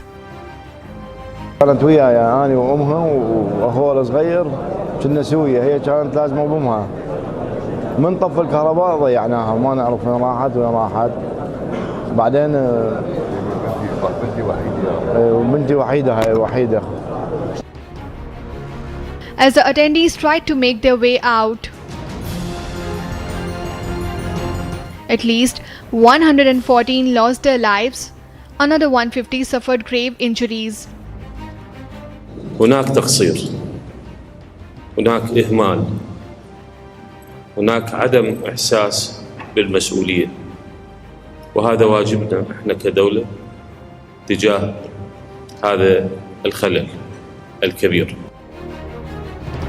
Authorities allege violation of safety protocols at the venue. تحقيقات جارية. كلكم تعرفون أنه نتيجة الحريق صار نتيجة إشعال ألعاب نارية داخل القاعة، ألعاب نارية بشكل غير اعتيادي. مثل ما تعرفون الألعاب النارية خارج القاعة ممنوع، وليس أنه بداخل القاعة تجري هذه الأحداث، أدت إلى احتراق السقف وسقوطه على الناس الموجودين داخل القاعة. While the couple survived the deadly fire, the bride lost her family, the groom his mother. It was for negligence that a day so special will now go down as one of the greatest tragedies in Iraq's history. Agency Report, Republic TV.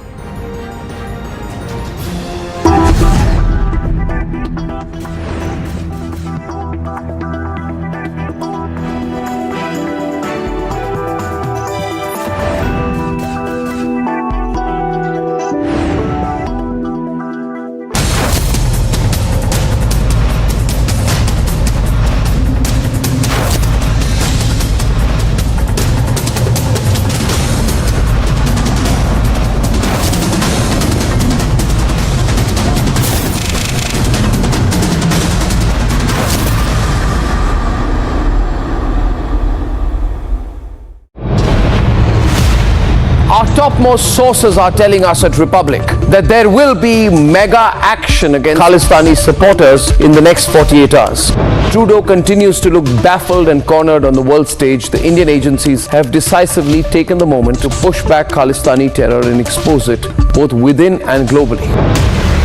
Breaking coming in. The NIA has raided various locations in Punjab, Haryana and a number of other states on close to 50 locations.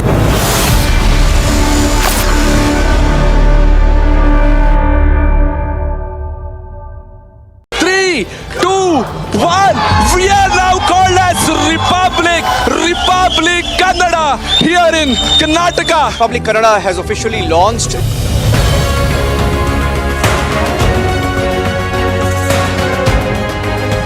Today we dedicate Republic Kannada to the people of Karnataka.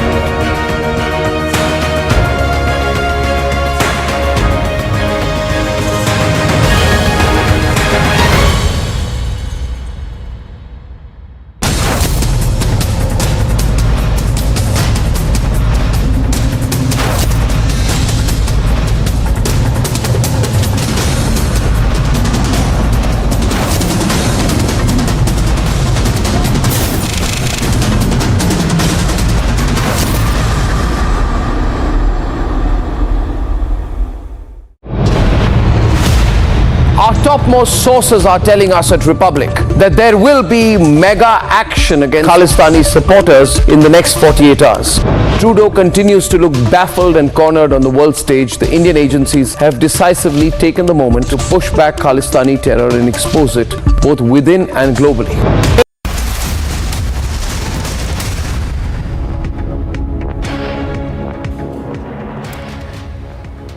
Hello and welcome. You're watching Republic TV. Let's get started with the top headlines of the day, including the attack on the Indian High Commissioner. Let's have a quick look at the headlines. Indian High Commissioner to UK targeted, abused and threatened in Glasgow, blocked from entering Gurudwara. Republic's deep investigation exposes Khalistani cells operating in the United Kingdom. No action, no statement on Khalistani provocation, yet will Sunak government act on extremists. Republic accesses exclusive call details of Sukhpal Singh Khera. Was the Congress MLA in touch with drug handlers in Pakistan?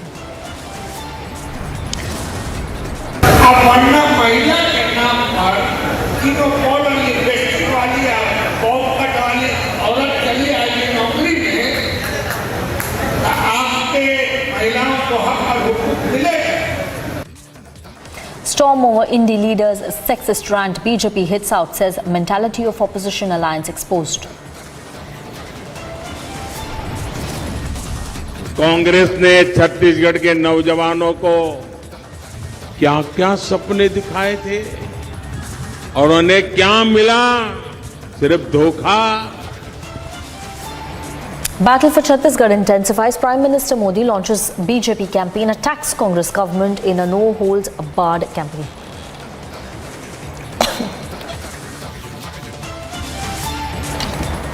Now, for the last few days, there have been many concerns raised over global Khalistani threat, from temples being targeted to Indian consulates being attacked. The Khalistani threat is real. In a latest development, the Indian High Commissioner to the UK, Vikram Doraiswamy, who was touring Scotland this week, was blocked from entering a Gurudwara. This was a planned event in the Gurudwara in Glasgow, in Scotland, where he was targeted by pro-Khalistani extremists.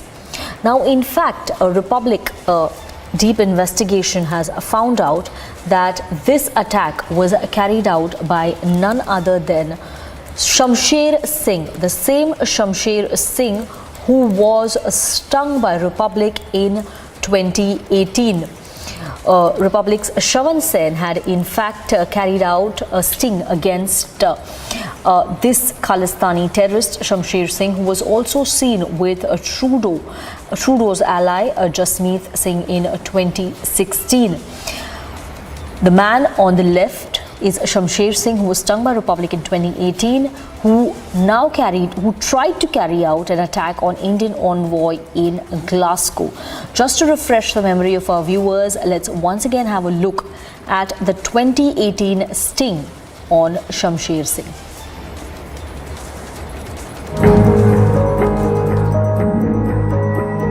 Completely for the secessionist movement. We want India to break up. We want the Naxals to have freedom, Dravidistan to be free. We want the Maoists to be free, because our enemy is the same. Our enemy is Delhi. Our enemy is the Brahmin in Delhi. It's Brahmanism as an ideology. It's the enemy of all the peoples of India, except for the Brahmins, of course, because they enjoy the benefit of that. But it's complete. It's a unification of our goals. All of our goals are aligned. We want Delhi to fall. We want the armed struggle is the only way. Investing in armed struggle and destabilizing in India with, how they've been operating for the last 30 years, assassinating Indian government officials, attacking military bases, attacking police officers and, soldiers, and, the Khalistanis have a hit list somewhere of all these, people running around like Saini and Alam and like all these black cats and these police officers that escaped so many commissions. The biggest actions of the movements, we've killed 2,700 police officers of various rank. We've killed the Prime Minister, the Chief Minister, generals of the army. These are all targeted killings. So even now, like what's been happening for the last 2.5 years with the KLF and targeting RSS leaders in India, it's the same thing. So the level of violence hasn't increased or decreased. Other leaders of Punjab's RSS, the Hindu Takat, they've been shot in the streets of Punjab by motorcycle-borne assailants. It's happening now. This is the reality. You believe they were part of the movement? Yeah, Khalistan Liberation Forces openly accepted that these guys were killed by Khalistan Liberation Force. And amid the brewing tensions between India and Canada over the Nijjar killing row, External Affairs Minister Dr. S. Jaishankar said that India does not need lessons on the concept of freedom of speech. Let's listen in to what he said. No, look,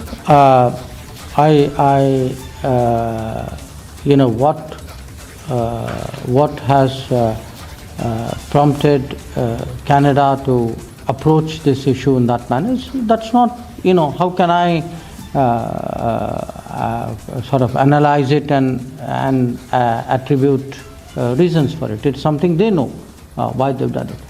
Our point is this, that there is today a climate of violence, an atmosphere of intimidation, activities. I mean, just think about it. We've had, smoke bombs thrown at the mission. We've had our consulates, violence in front of them. Individuals have been targeted and intimidated. There are posters put up about people.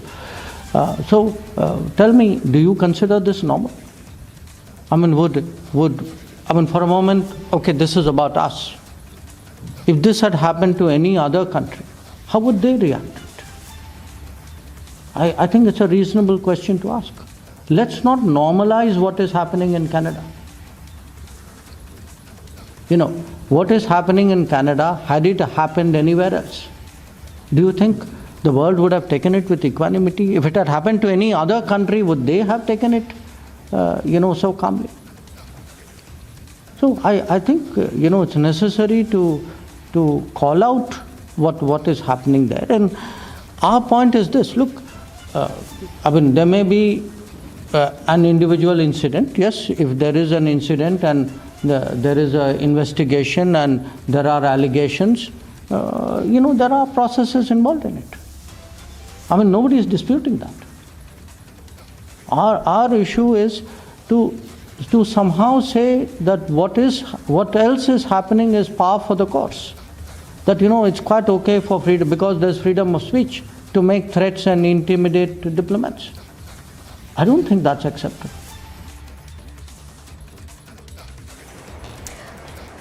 In an exclusive news break, Republic has accessed call details of arrested Congress MLA Sukhpal Singh Khera with alleged drug smugglers. According to news inputs accessed by Republic, Khera spoke to Gurdev Singh, who was a drug convict. Republic has learned that Khera sought permit to travel abroad days before his arrest. Here's a report.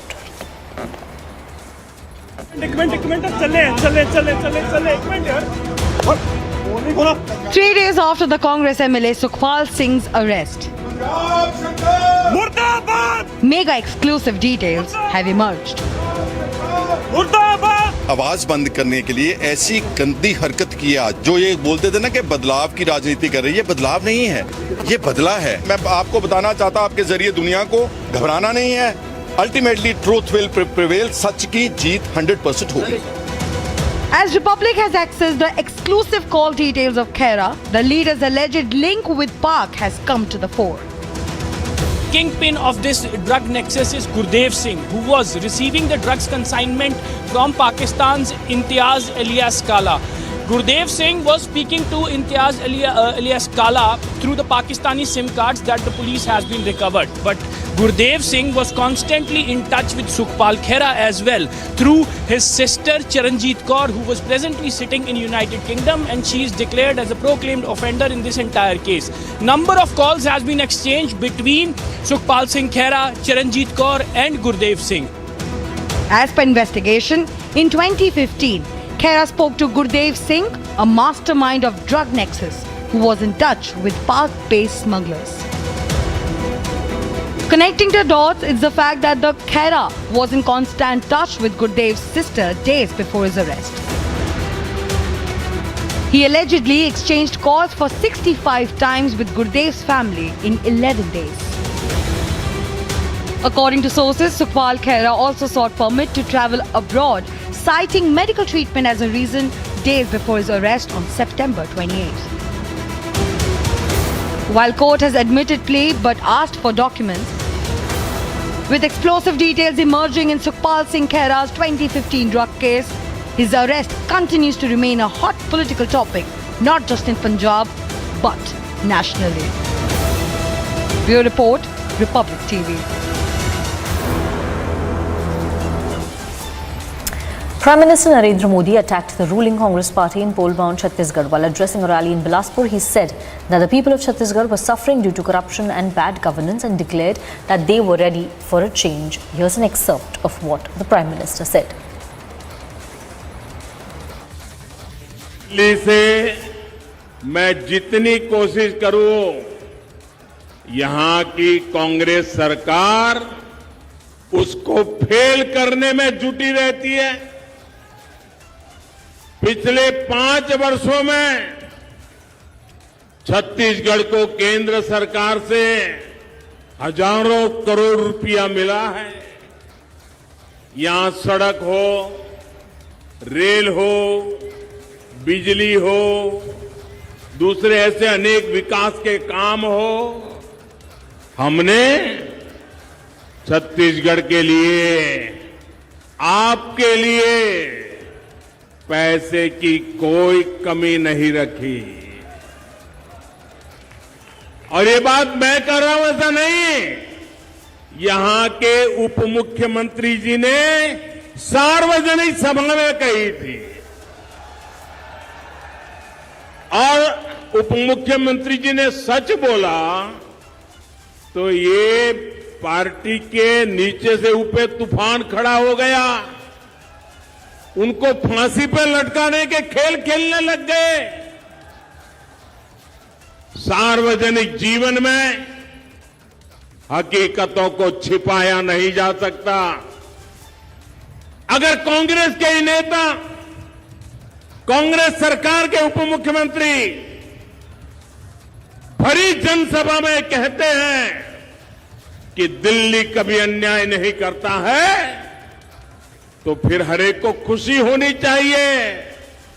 लेकिन पूरी कांग्रेस में तूफान much गया। और भाइयों बहनों, भारत सरकार ने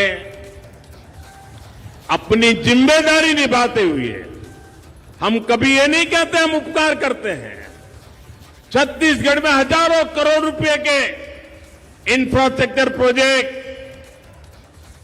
हमने मंजूर किए, पैसे भेजे। कांग्रेस सरकार की वजह से या तो वो रुके हुए हैं या फिर बहुत देरी से चल रहे हैं। हर प्रोजेक्ट में रोक टोक करने वाली कांग्रेस सरकार अगर यहां दोबारा आई तो छत्तीसगढ़ का भला होगा। जरा जोर से बताइए, छत्तीसगढ़ का भला होगा। मोदी जो गारंटी देता है ना, वो पूरी करता है। लेकिन आपको, खास करके माताओं बहनों को बहुत सतर्क रहना होगा। बहुत मुश्किल से इतना बड़ा पड़ाव हमने पार किया है। 30 साल से लटका हुआ था। आप सोचिए, 30 साल सरकारें आ गई, बोलती रही, नाटक करती रही, काम नहीं किया। कांग्रेस और इसके गमंडिया साथी, उनको लग रहा है कि मोदी ने क्या कर दिया। वो गुस्से से भरे हुए हैं। उनको लगता है ये सारी माताएं बहनें अब मोदी को ही आशीर्वाद देगी। उनकी नींद हराम हो गई है और इसके कारण, डर के कारण अब वो नए नए खेल खेल रहे हैं। आपको मालूम है, न चाहते हुए भी उनको संसद में समर्थन क्यों करना पड़ा? क्यों करना पड़ा? माताएं बहनें, अब आपकी जो एकता और जागरूकता आई है ना, इससे वो डर गए थे। इसलिए उनको, ये माताओं बहनों, आपके चरण में आना पड़ा है। Prime Minister Modi is set to kick off Telangana election campaign from tomorrow. Prime Minister will begin his Telangana visit, where he will address a public meeting organized by the BJP. On October 1st, Prime Minister will be in Mehboob Nagar in Telangana to lay a foundation stone and dedicate to the public multiple developmental projects worth 13,500 crore rupees. Here's a report. Well, Prime Minister Narendra Modi is all set to visit Telangana on the 1st of October in Mehboob Nagar, where Prime Minister will be holding a mega public meeting. We see this development coming at the time when Telangana is just nearing the Telangana State Assembly elections, and that is the reason why we also see that the political face-off between the BRS and the BJP has been escalating, and the BRS says that Prime Minister is coming here to vote the voters and get some votes, but however that will not be possible is what the BRS says, whereas on the other hand BJP is very much confident and has been saying that BJP will be able to bring a new wave in the Telangana State Assembly elections. Well, it all remains to be seen how it turns out to be, but before that we will be seeing Prime Minister Narendra Modi holding two mega public meetings on the 1st of October and on 3rd of October in Mehboob Nagar and in Nizamabad. A political war has broken out after senior RJD leader Abdul Bari Siddiqui made a controversial remark in which he suggested that women with certain appearances would exploit the women's reservation law. His statement came during an event in Muzaffarpur. Here's a report.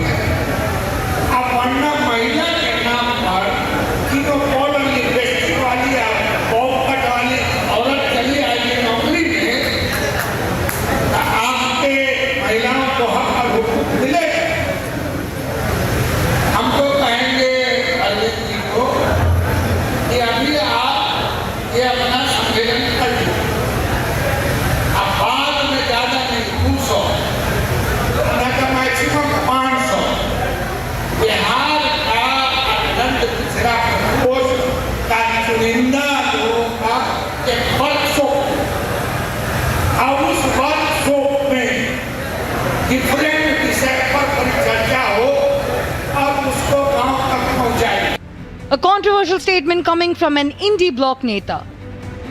Addressing an event in Bihar's Muzaffarpur, Abdul Bari Siddiqui said those with lipsticks and bob cut hairstyles would come forward in the name of women's reservation, and that the government should instead provide reservation for women belonging to backward communities. Needless to say, the remark invited massive anger.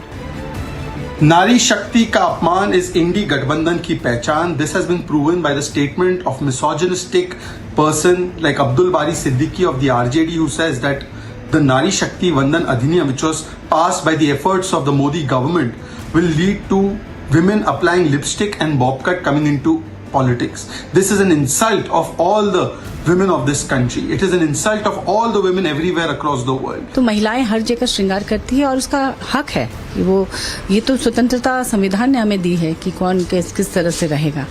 अश्लीलता नहीं होनी चाहिए. बाकी अगर कोई सुंदर दिखने के लिए बॉब कट करता है, लिपस्टिक लगाता है, तो मुझे नहीं लगता है कि, और जिन्होंने कहा है उनके परिवार की महिलाएं भी निश्चित रूप से लिपस्टिक लगाती ही होंगी. तो इस तरह से बयान देने से बचना चाहिए जिससे कि महिलाएं आहत हों. Soon after facing backlash, Republic confronted the Indie Bloc Neta. He said that he was forced to use words that his voters who hail from rural areas understand.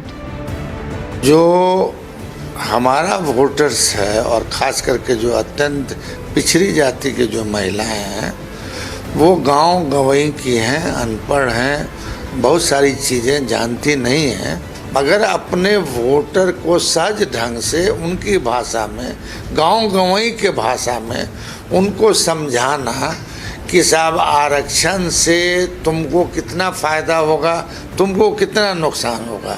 हालांकि ये जो आरक्षण अभी जो कल नोटिफाई हुआ है, वो तो सिर्फ चुनाव के लिए हुआ है, वो तो नौकरी के लिए हुआ भी नहीं है. हमने अपने लोगों को उनकी भाषा में उनको मैसेज दिया हमने, मगर मेरी भावना कहीं से भी ये नहीं थी कि साहब किसी को इससे जो है दुखी करना. Anger is spiraling over the irresponsible comment, followed by an even more irresponsible explanation. Bureau Report, Republic TV. We're heading into a short break right now. After the break, we'll get you more details on how Republic's deep investigation has exposed Khalistani cells operating in United Kingdom. Also coming up after the break, Indian High Commission has apprised UK Foreign Office of the attack on the Envoy in Glasgow.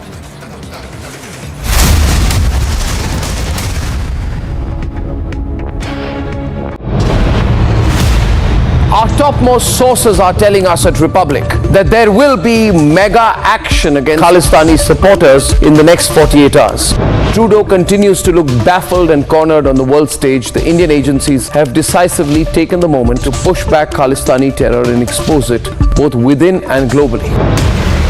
Breaking coming in. The NIA has raided various locations in Punjab, Haryana and a number of other states on close to 50 locations.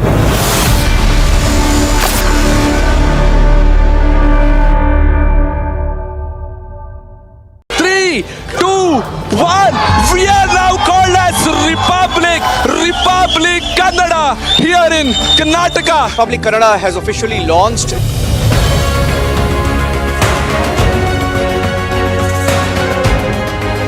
So today we dedicate Republic Kannada to the people of Karnataka.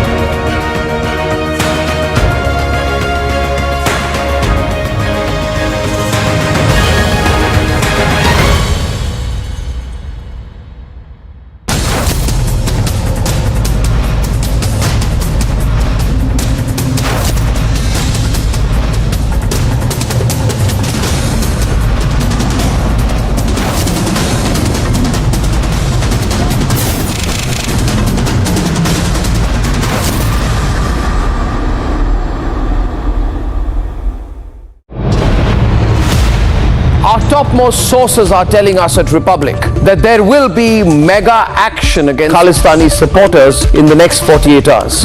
Trudeau continues to look baffled and cornered on the world stage. The Indian agencies have decisively taken the moment to push back Khalistani terror and expose it both within and globally. Breaking coming in. The NIA has raided various locations in Punjab, Haryana, and a number of other states on close to 50 locations.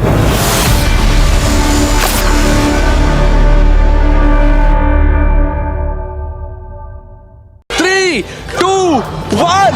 We are now called as Republic Kannada here in Karnataka. Republic Kannada has officially launched.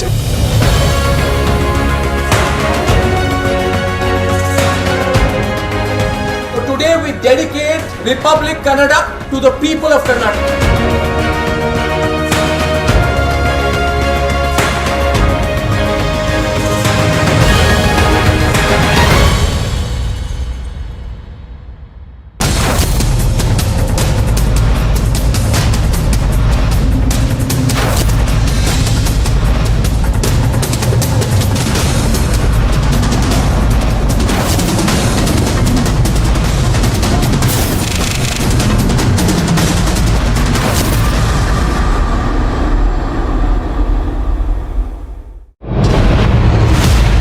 Our topmost sources are telling us at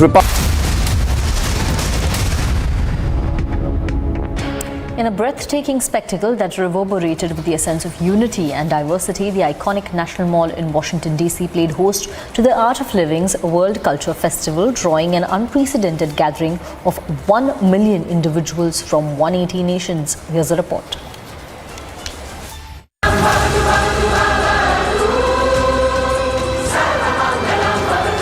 Marking day one of the 4th edition of the Art of Living World Culture Festival, a monumental gathering of 17,000 artists,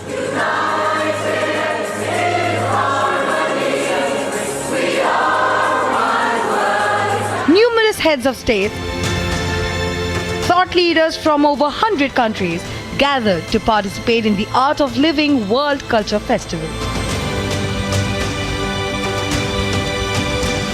The festival that began on September 29th took place in National Mall in Washington, D.C. and is set to continue till October 1st. The event is a perfect showcase of India's prowess in uniting global cultures in the spirit of Vasudhaiva Kutumbakam, one world, one family.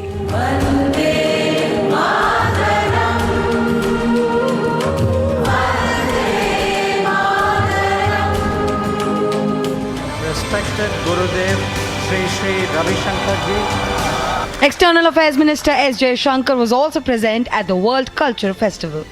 Lauding India's G20 presidency for bringing the world together, EAM Jaishankar said that New Delhi managed to install new energy in sustainable development, green growth and digital delivery. I congratulate the Art of Living, who under the inspiration and guidance of Gurudev have brought us all together this evening.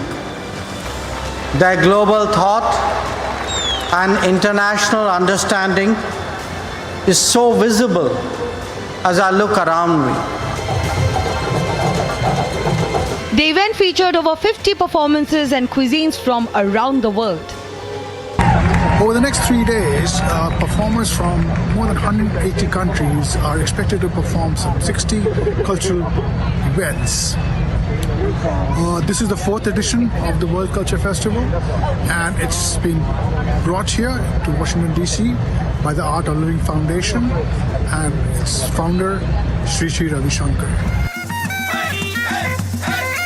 Gurudev Sri Ravi Shankar bridged the divides of borders, religion and race by uniting people from 180 countries under the banner of One World Family. The founder of Art of Living, Sri Ravi Shankar, speaking about the event, said that the purpose of the World Culture Festival is to send a message that the whole world is one family. Our planet is so diverse, and yet there is an underlying unity, that is the human values. You know, there is an old saying, ancient saying, that the intelligent people spend their time in coordination, cooperation, and uplifting the human spirit. With the World Culture Festival, Art of Living aims to bridge the global culture gap. Bureau Report, Republic TV.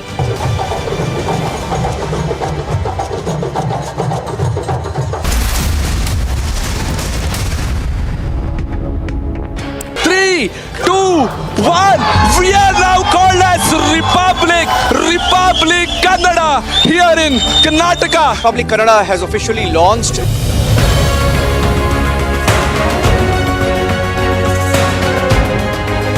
So today we dedicate Republic Kannada to the people of Karnataka.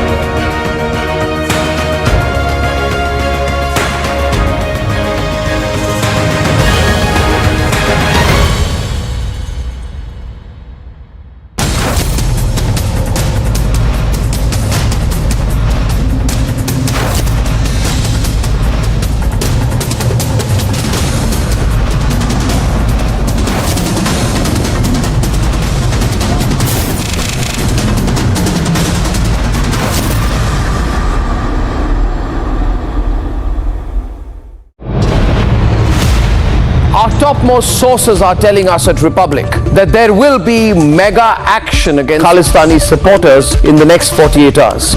Trudeau continues to look baffled and cornered on the world stage. The Indian agencies have decisively taken the moment to push back Khalistani terror and expose it both within and globally. Breaking coming in. The NIA has raided various locations in Punjab, Haryana and a number of other states on close to 50 locations.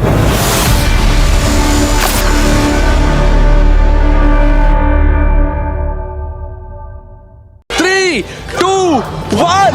We are now called as Republic Kannada here in Karnataka. Republic Kannada has officially launched.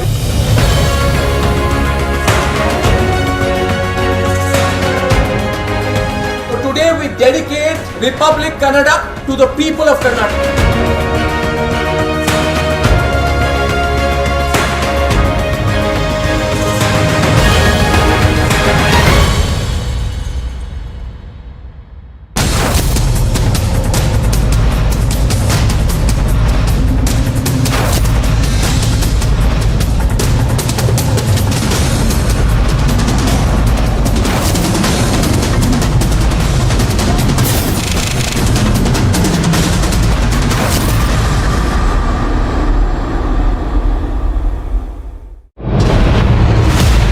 Our topmost sources are telling us at Republic that there will be mega action against Khalistani supporters in the next 48 hours.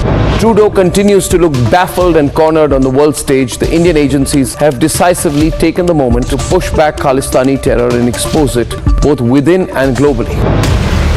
Breaking coming in. The NIA has raided various locations in Punjab, Haryana and a number of other states on close to 50 locations.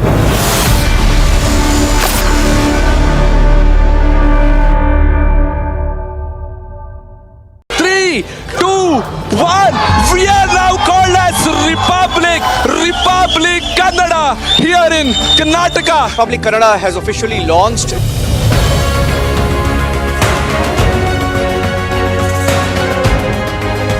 Today we dedicate Republic Kannada.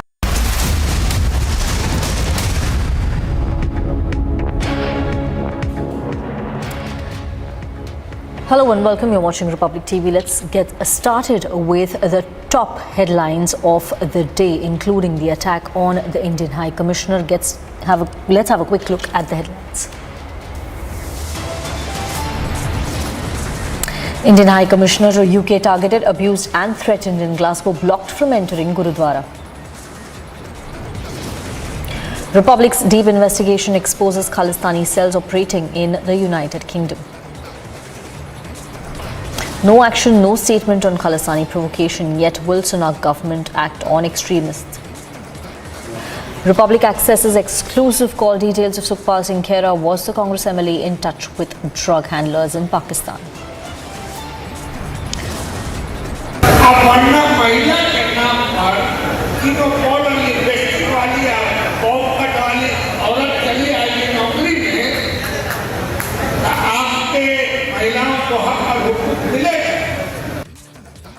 Storm over Indie leader's sexist rant. BJP hits out, says mentality of opposition alliance exposed.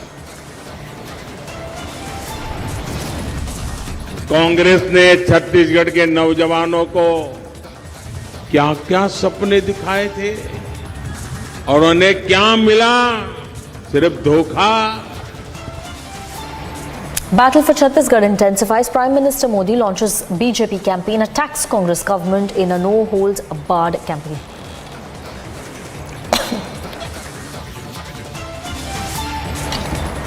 Now, for the last few days, there have been many concerns raised over global Khalistani threat, from temples being targeted to Indian consulates being attacked. The Khalistani threat is real. In a latest development, the Indian High Commissioner to the UK, Vikram Doraiswamy, who was touring Scotland this week, was blocked from entering a Gurudwara. This was a planned event in the Gurudwara in Glasgow, in Scotland, where he was targeted by pro-Khalistani extremists.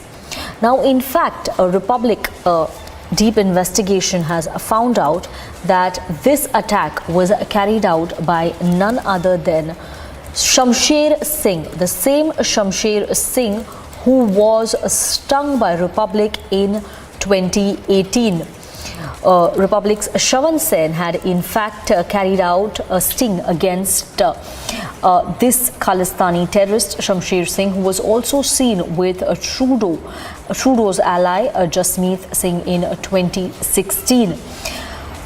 The man on the left is Shamsher Singh, who was stung by Republic in 2018, who tried to carry out an attack on Indian Envoy in Glasgow.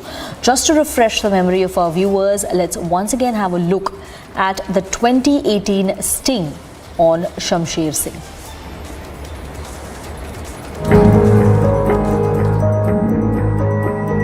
Completely for secessionist movement. We want India to break up. We want the Naxals to have freedom, Dravidistan to be free. We want the Maoists to be free, because our enemy is the same. Our enemy is Delhi. Our enemy is the Brahmin in Delhi. It's Brahmanism as an ideology. It's the enemy of all the peoples of India, except for the Brahmins, of course, because they enjoy the benefit of that. But it's complete. It's a unification of our goals. All of our goals are aligned. We want Delhi to fall. We want the armed struggle is the only way. Investing in armed struggle and destabilizing in India with, how they've been operating for the last 30 years, assassinating Indian government officials, attacking military bases, attacking police officers and, soldiers, and, the Khalistanis have a hit list somewhere of all these, people running around like Saini and Alam and like all these black cats and these police officers that escaped so many commissions. The biggest actions of the movements, we've killed 2,700 police officers, of various rank. We've killed the Prime Minister, the Chief Minister, generals of the army. These are all targeted killings. So even now, like what's been happening for the last 2.5 years with the KLF and targeting RSS leaders in India, it's the same thing. So the level of violence hasn't increased or decreased. Other leaders of Punjab's RSS, the Hindu Takat, they've been shot in the streets of Punjab by motorcycle-borne assailants. It's happening now. This is the reality. You believe they were part of the movement? Yeah, Khalistan Liberation Forces openly accepted that these guys were killed by Khalistan Liberation Force.